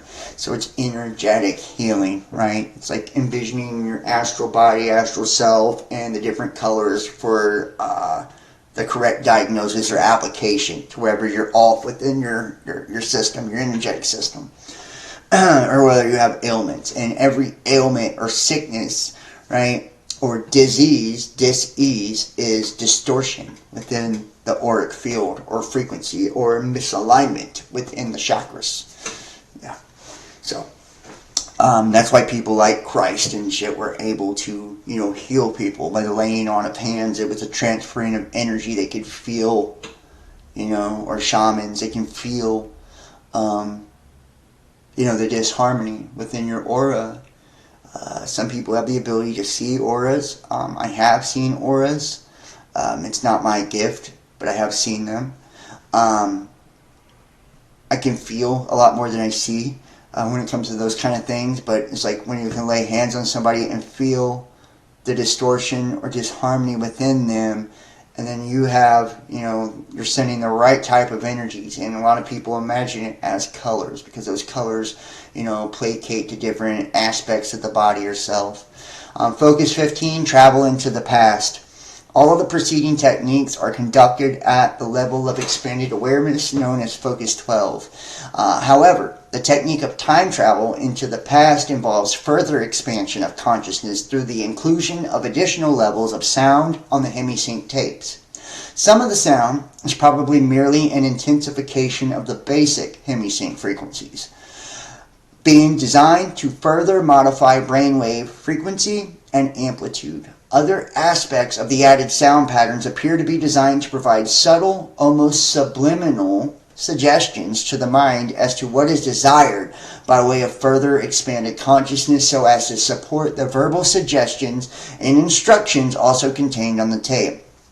Even the instructions are highly symbolic, which with time being visualized as a huge wheel in the universe with various spokes, each of which gives access to a different part of the participant's past. Focus 15 is a very advanced state and is extremely difficult to achieve. Probably less than 5% of all participants in any given gateway experience actually fully achieve the Focus 15 state during the course of the approximately 7 days of training. Nonetheless, Monroe Institute trainers affirm that with enough practice, eventually Focus 15 can be achieved. They also state that not only the individual's past history is available for examination by one who has achieved Focus 15, but other aspects of the past with which the individual himself has had no connection may also be accessed. And what is it? The body keeps a score, right? So it's like Focus 15, being able to go into past self, past life, right, and reorganize, or the way that you remember something, the way that your body responds to something, and create healing, within your past self to correct a trauma, within the present. And also in past lives, we have past life wounds that sometimes manifest themselves into current manifestations as well. A lot of you guys may be familiar with that or may not. The out-of-body movement, this remarkable phenomenon, has been saved for discussion in detail until last because of the interest which it occasions and special circumstances involved in its attainment. Monroe Institute stresses that the Gateway program was not established solely for the purpose of enabling participants to obtain the out-of-body state, nor does the program guarantee that most participants will succeed in doing it during the course of the training at the Institute. Only one tape out of the many which make up the Gateway experience is devoted to the techniques involved in the out-of-body movement. Basically, these techniques are merely designed to make it easier for the individual to achieve the out-of-body state when his brainwave pattern and personal energy levels have reached a point that he is in apparent harmony with his surrounding electromagnetic environment, such that he feels that he has reached the threshold where separation is a possibility. To facilitate achieving the out-of-body state, Bob Monroe, the founder of Monroe Institute, is quoted in a recent magazine article as saying that in order to assist a participant, the particular hemisync tapes concerned with this technique employ beta signals of around 2877.3 CPS, or cycles per second, since 30 to 40 cycles per second is considered to be normal range for beta brainwave signals, those associated with the wakeful state. It is apparent that the Monroe Institute is convinced that the same heightened state of brainwave frequency output which promotes altered states of consciousness is also an important consideration in assisting in achievement of out-of-body states. The actual techniques employed for separating from the body involve such simple maneuvers as rolling out, lifting out after the fashion of a telephone pole, wherein the individual separates in a rigid, head-first manner, such that he finds himself standing at attention at the foot of his physical body, and sliding out through either end of his body. Roll of the REM sleep. And you guys have heard like hypnagogic dream state, right? It is interesting to note that Bob Monroe informed the Gateway class that finished the 7th of May, 1983, that an ex-trainer of his operating in Charlottesville, Virginia, found that he could guarantee out-of-body movements by bringing participants down into a rapid eye movement, or REM state of sleep, and then use the hemisync technique. And I've used hypnagogic dream state to actually astral project, so it does work. This may well be a function of the fact that most, if not all people, reputedly go into an out-of-body state during REM sleep. REM sleep is the deepest possible level of ordinary sleep and involves complete disengagement of the body's motor cortex functions from the neck down and nearly complete suppression of consciousness in the left brain hemisphere. The effect of this is to put the body in a state of complete stillness so far as the skeletal muscle structure is concerned, thereby further promoting the state of deep rest needed to eliminate the bifurcation echo. In addition, it leaves the right hemisphere of the brain free to respond to the instructions and suggestions contained on the gateway tape. However, use of the HemiSync tapes at this point may be less a factor in actually achieving the out-of-body state than it is a matter of focusing the brain enough so that a residual memory of having naturally achieved an out-of-body state is carried into the waking state. Indeed, it may even be postulated that some dreams associated with deep levels of sleep are in fact functions of the same kind of altered consciousness, involved in interaction with the universe that plays a role in all the focus 12, 15, and 21 states described above. The difference between those states and the condition of the mind in REM sleep seems to be that the left hemisphere is almost totally disengaged in the latter experience, such that the memory of what was achieved in the altered states of consciousness cannot usually be retrieved by conscious desire because the left hemisphere has no knowledge of its existence or its location in the right hemisphere.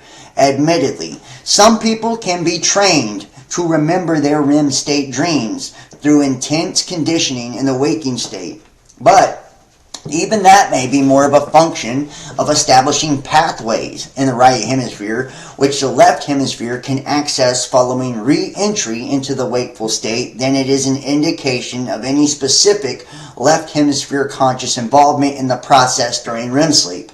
In any event, the three apparent conditions required for voluntary inducing out-of-body state in most individuals seem to be: 1.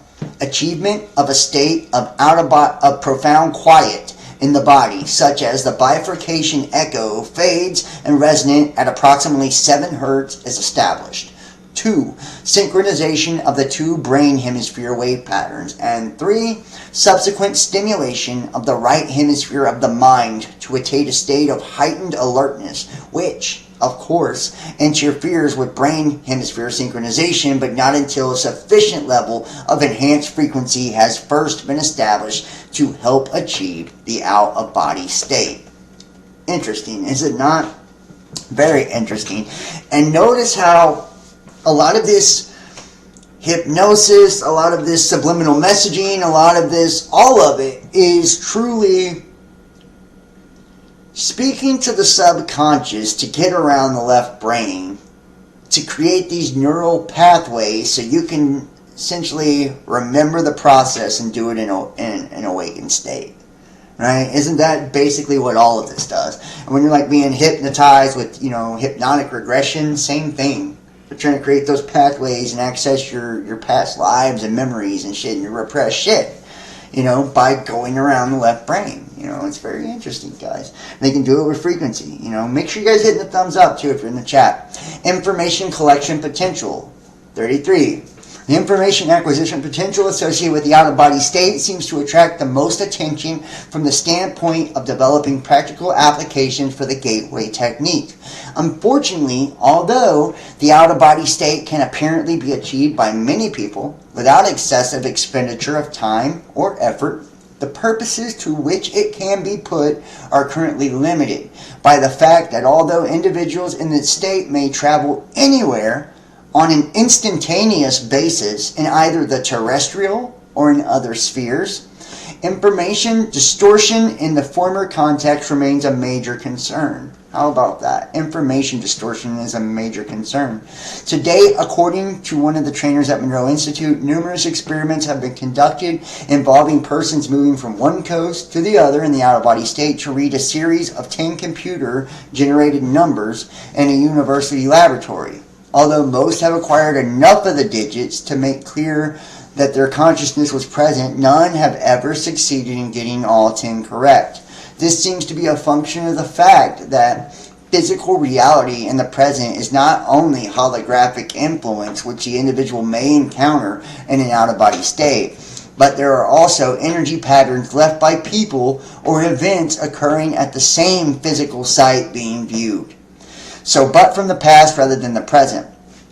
Interesting. That's fucking interesting. So, the reason that we experience distortion when we're remote viewing or astral projecting, right, is because our consciousness, which is interacting with the holographic reality in this state, is not just picking up or perceiving the distortions from the people in the present, but the distortions from people that were in the past in that same holographic place.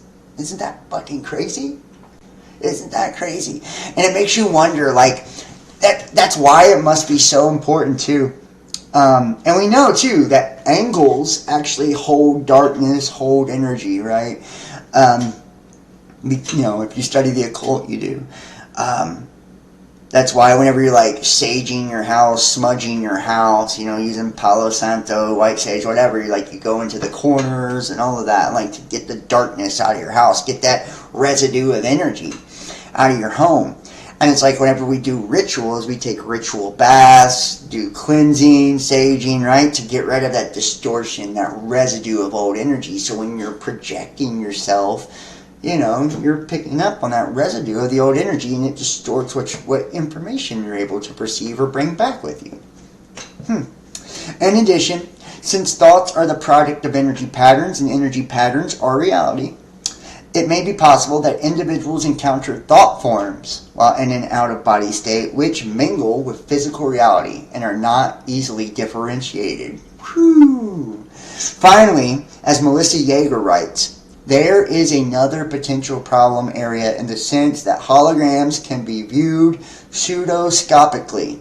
That is to say, inside out or backwards, just as well as they can be seen in proper perspective. Some of the distortions occurring may ultimately prove to be traceable to this cause because in the out-of-body state, an individual may perceive the holographic energy pattern given off by people or things interacting in time-space reality in a somewhat distorted form. What? So, we can mingle with physical... Okay, so it's possible that we can encounter thought forms in an out-of-body state and actually mingle with the physical reality, and it's not easily to deter, you know, what's different. It's like, so you're seeing thought forms and the physical reality, and it's almost impossible to decide which is which sometimes, right? And think about these thought forms. We create fucked up thought forms, right? Like we do. So the things that you'll encounter in the astral realm may not even be your own thought forms because you're putting yourself in an out-of-body experience. You're putting yourself in the collective thought form, right? Does that make sense? So there isn't per se the clarity of self as if it's just like a inward meditation. See, a meditation is all about you. Right? It's just your inward reality, your inward universe. If you're clear, it's clear, right? But when you start projecting outside of the self, right? Yes, you have that silver cord that connects you back to your body, and you're safe. You're always safe, you know. You should be. Things can follow you back to your vessel. You know, things can attach to you. Don't think they can't, especially if you're very inexperienced and you don't know what you're doing and you're weak. And I'm not saying weak as in you're a pussy or anything like that. I'm saying weak as in you just, you know, you don't know how to strengthen yourself that way. And most people don't. But you're putting yourself out there, and think about the nasty thought forms religions have created, the nasty thought forms people have created. You know, there's a lot of fucked up shit you could be dealing with. And if it's very hard to determine what's real and what's not, you know, between the two, just saying, very crazy. And let's see here, belief system considerations. In 1967, Alexandra David Neal, and you know what? I'm going to be doing a lot more on this kind of stuff. We're going to be doing videos on servitors, astral projection, I think it would probably be even cool to like focus on different techniques. I wish I could get like a group together. If you're in the Cincinnati area, hit me up. I'd love to have people that are willing to, maybe come to my home, or I'll come to yours, and like get a few of us together and,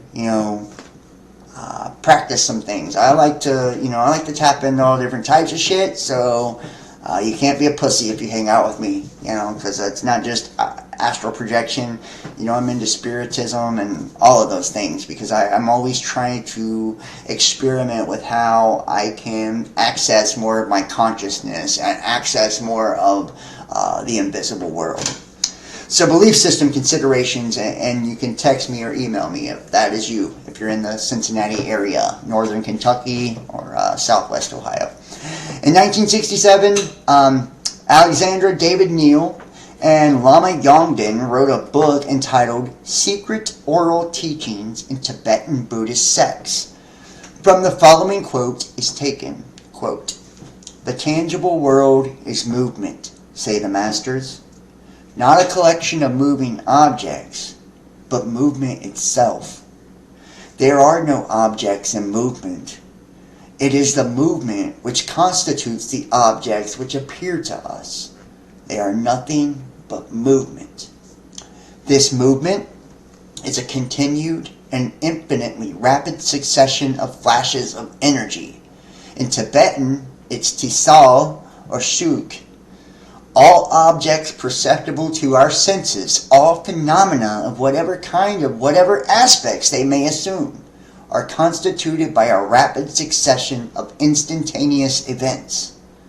The classic description of the universal hologram is to be found in a Hindu sutra, which says, quote, "In the heaven of Indra, there is said to be a network of pearls so arranged that if you look at one, you see all the others reflected in it." That's amazing. I have cited this quotation because it shows that the concept of the universe, which is at least some physicists are now coming to accept, is identical in its essential aspects with the one known to the learned elite in selected civilizations and cultures of high attainment in the ancient world. The concept of the cosmic egg, for example, is well known to scholars familiar with the ancient writings of the Eastern religions. Nor are the theories presented in this paper at variance with the essential tenets of the Judeo-Christian stream of thought. The concept of visible reality, i.e. the created world, as being an emanation of an omnipotent and omniscient divinity who is completely unknowable in its primary state of being. The absolute, at rest in infinity, is a concept straight out of Hebrew mystical philosophy. Even the Christian concept of the Trinity shines through the description of the absolute as presented in this paper. The description of energy, totally at rest in infinity, fits the Christian metaphysical concept of the Father, while the infinite self-consciousness resident in that energy providing the motive force of will to bring a portion of that energy into motion to create reality corresponds with the Son. This is so because in order to attain self-consciousness, the consciousness of the Absolute must project a hologram of itself and then perceive it. That hologram is a mirror image of the Absolute in infinity, still exists outside time and space, but is one step removed from the Absolute and is the actual agent of all creation, all reality, and the eternal thought or concept of self which results from this self-consciousness serves and I don't know why it cuts off right there. The motivational aspect, it is a step-by-step procedure which involves repetitive practice of the techniques concerned, using each new insight as a means of the penetrating farther during the next practice session. But the rate of progress is so much faster with the gateway approach than it is with transcendental meditation or other forms of mental self-discipline, and its horizons seem to be so much wider than the discipline needed to practice it would seem to be within the means of even the impatient, result-oriented, skeptical pragmatist of our society. Unlike yoga and other forms of Eastern mental discipline, Gateway does not require the infinite patience and total personal subservience to and faith in a system of discipline designed to absorb all the individual's energies over most of a lifetime. Rather, it will begin to produce at least minimal results within a relatively short time such that enough feedback is available to motivate and energize the individual to continue working with it. Indeed, the speed with which an individual may expect to progress seems less a function of the number of hours spent practicing than it is a question of the speed with which he or she is able to use the insights gained to release anxieties and stresses within both the mind and the body. These points of the energy blockage seem to provide the principal barriers to achieving the enhanced energy states and focus of mind needed for rapid progression. The more compulsive, the more uptight the individual may be at the outset, the more barriers he or she will initially encounter to achieving a deep or immediate experience. But as the insights begin to come and the blockages begin to dissolve, the way ahead becomes increasingly clear, and the value of Gateway moves from the status of a matter of intellectual assessment to one of personal experience. Conclusion: there is a sound, rational basis in terms of physical science parameters for considering Gateway to be plausible in terms of its essential objectives. Intuitional insights of not only personal but of practical and professional nature would seem to be within bounds of reasonable expectations. However, a phased approach for entering the Gateway experience in an accelerated mode would seem to be required if the time needed to reach advanced states of altered consciousness is to be brought within more manageable limits from the standpoint of establishing an organization-wide exploitation of Gateway's potential. The most promising approach suggested in the foregoing study involves the following steps. A. Begin by using the Gateway HemiSync tapes to achieve enhanced brain focus and to induce hemisphere synchronization. B. Then add strong REM sleep frequencies to induce left brain quiescence and deep physical relaxation. C. Provide hypnotic suggestion designed to enable an individual to induce deep auto-hypnotic state at will. D. Use auto-hypnotic suggestion to attain much enhanced focus of concentration and motivation in rapidly progressing through Focus 12 exercises. E. Then repeat steps A and B following use of the auto-hypnotic suggestion that an out-of-body movement will occur and be remembered. F. Repeat step E to achieve facility in gaining out-of-body state under conscious control. After hypnotic suggestion, to stress ability to consciously control out-of-body movement and maintain it even after REM sleep state ends. And G. Approach Focus 15 and 21 objectives, escape from time and space, and interact with the new dimensions from the out-of-body perspectives.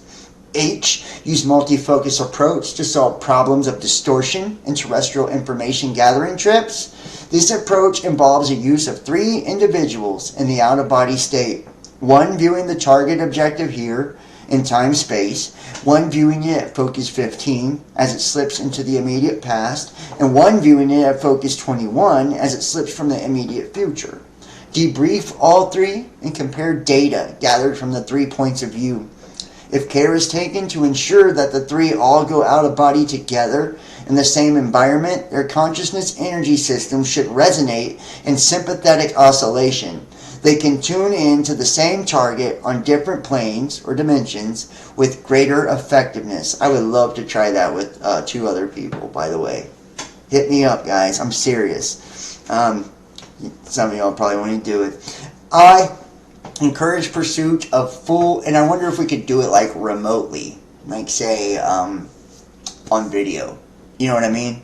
How fucking cool would that be if we did an experiment with 3 of us and we all did an out-of-body state, listened to the Gateway tapes together, right? And had an objective, per se. Someplace you wanted to go, did it exactly like this, and then afterwards we interviewed all 3 of us separately, right? Recorded our answers to the questions and compared. I think that would be fucking cool, fucking interesting. I would do a documentary on it. That's how cool I think it would be. I encourage pursuit of full self-knowledge by all individuals involved in the foregoing experiments to enhance objectivity in out-of-body observation and thinking, and to remove personal energy blockages likely to retard rapid progress. J, be intellectually prepared to react to possible encounters with intelligent, non-corporal energies forms when time-space boundaries are exceeded. K, arrange to have groups of people in Focus 12 state unite their altered consciousness to build holographic patterns around sensitive areas to repulse possible unwanted out-of-body presences. Have you guys heard that during the Ra Law 1 shit, that's kind of what happened? That, what is her name? Carla was like the main subject that talked to Ra, right?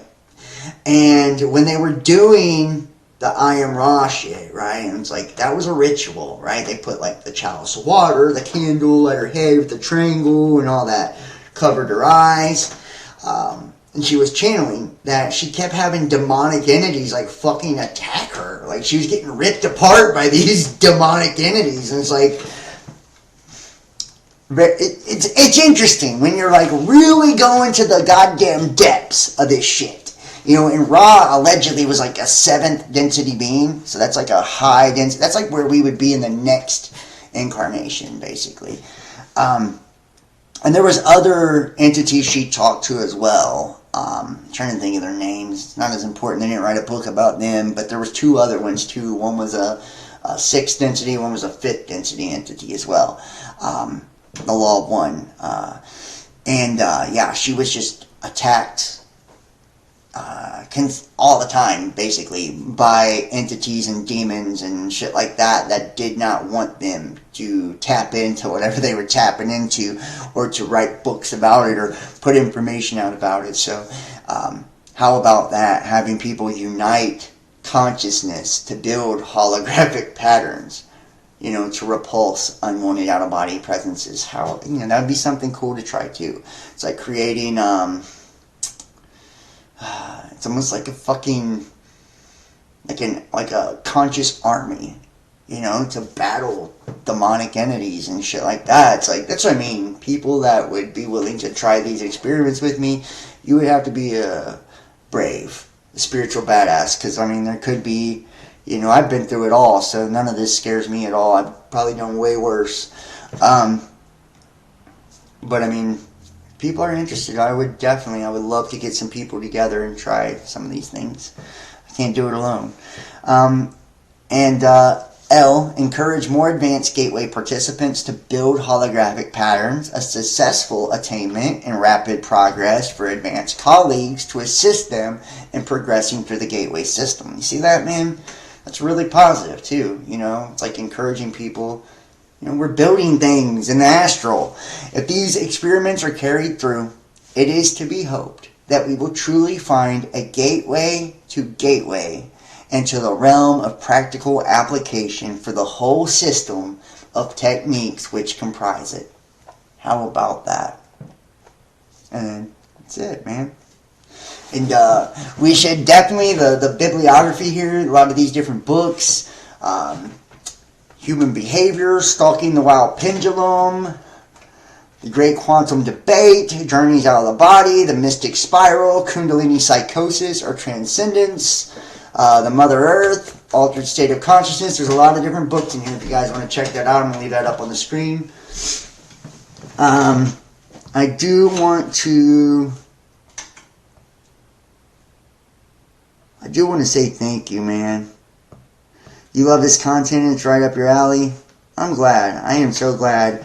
I do want to say thank you to each and every one of you guys for taking the time to watch me. If anybody's got any questions or anything, I don't know how much I'd be able to answer for you, but I would definitely, I'll take any questions. If you guys want to ask any, I'll answer them, to the best of my knowledge or ability.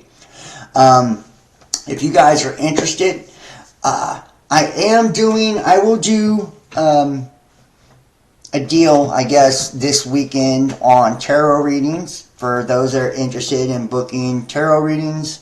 I guess we'll do $35, right, for a tarot reading. Let me know. You got to give me 48 to 72 hours if you want the video. So $35 if you guys want to book a tarot reading. Once you pay, paypal.me/thebestdampodcast, Cash App, money sign, Best Damn Podcast, or you can do it through Facebook Messenger Pay. And that's Facebook.com/John Keane, Best Damn Podcast, or you can also purchase them now on Patreon. Patreon.com, Best Damn Podcast Official, and I believe you can purchase them on Facebook too, pretty sure. On Facebook.com/Best Damn Podcast. So, if you guys want to book a tarot reading, once you pay, text 513-393-2396 or email therealbestdampodcast@gmail.com. Put tarot in the description and, send me your name, your birth date, and a paragraph on, what you want to know about, and if you'd like to set up a phone call with me, tell me, what time and day, is good for you, and I'll tell you if I'm available, and we'll set it up. If it's the video thing, I'll make you a private video and send you the link. It usually takes me 2 or 3 days to get those out. Give me 72 hours from the time that you pay. Also, I do dream interpretations and shit like that for people that are interested as well. I do want to say thank you to anybody who has donated or, anything like that. The donations are huge. Not a lot of people do these days, so I'm grateful when you guys do. It helps me so much. And if you want access to the uncensored shows, like we did the Epstein Files last week, we'll be doing a new one. Every Sunday is a private show that's not going to be for the public. You can either join me on Patreon, patreon.com, Best Damn Podcast Official, or you can use one of those donation links. And when you donate, you text that number and say, hey, I donated, and I'll send you the links each week, for that month. You only get, for the month that you donated. Some people don't want to do the Patreon because, but you get the option to be billed every month, right? So, it's no real, if you don't want to continue, they don't force you. But people are weird like that, so yeah. If you want access to that, I'll be doing another one this Sunday. I did last Sunday, and there's an entire library of private content as well that's never, been public for anybody. And it's stuff that you just can't say on the public platforms, And the people that are interested in, booking, if you want a natal chart, astrology, tarot readings, dream interpretations, any of that, or if you just want spiritual work in general or need to, talk about, you've got some things going on. Some people have demonic attachments. You'd be surprised the shit that I've dealt with over the years. Because I've dealt with all of it myself. So, just hit me up. And if you guys are interested in doing some of these experiments with me too, make sure to reach out. Please make sure to hit the like, share this link, share it on your social media, your Facebook groups, all that good stuff. Make sure to follow me too. YouTube, Instagram, Facebook, Best Damn Podcast, Twitter, The Real Best Damn, TikTok. I do the daily tarot reads every day, which they're doing really good right now. So thank you for you guys that watch my content. And I'll be continuing to do these videos as well. I'm trying to do a lot more this year. I'm really trying to get it out there and really trying to establish this community again, because I just feel like there's really shitty quality when it comes to people doing this type of content. There's just, I don't even have anything I can watch anymore. So it's like, fuck it. If I'm not even able to watch a video, I might as well make one. And it's like a lot of even the tarot out there isn't even good. It's like a lot of people, you really should master your craft before you put it out in the public, man. So, thank you, Christina Leja, Kimberly F, JT1111. I appreciate all of you guys. Seriously, I do. Grant's Modern Life, Graceful Heart, Thank you, guys. James Dunn. All right, man. I love all of you guys, and I guess I'll see you next time. Make sure to subscribe, hit that like, share, comment, all that good stuff, and donate, support, or book a personal reading. All right, guys. Love you. See you soon. Peace.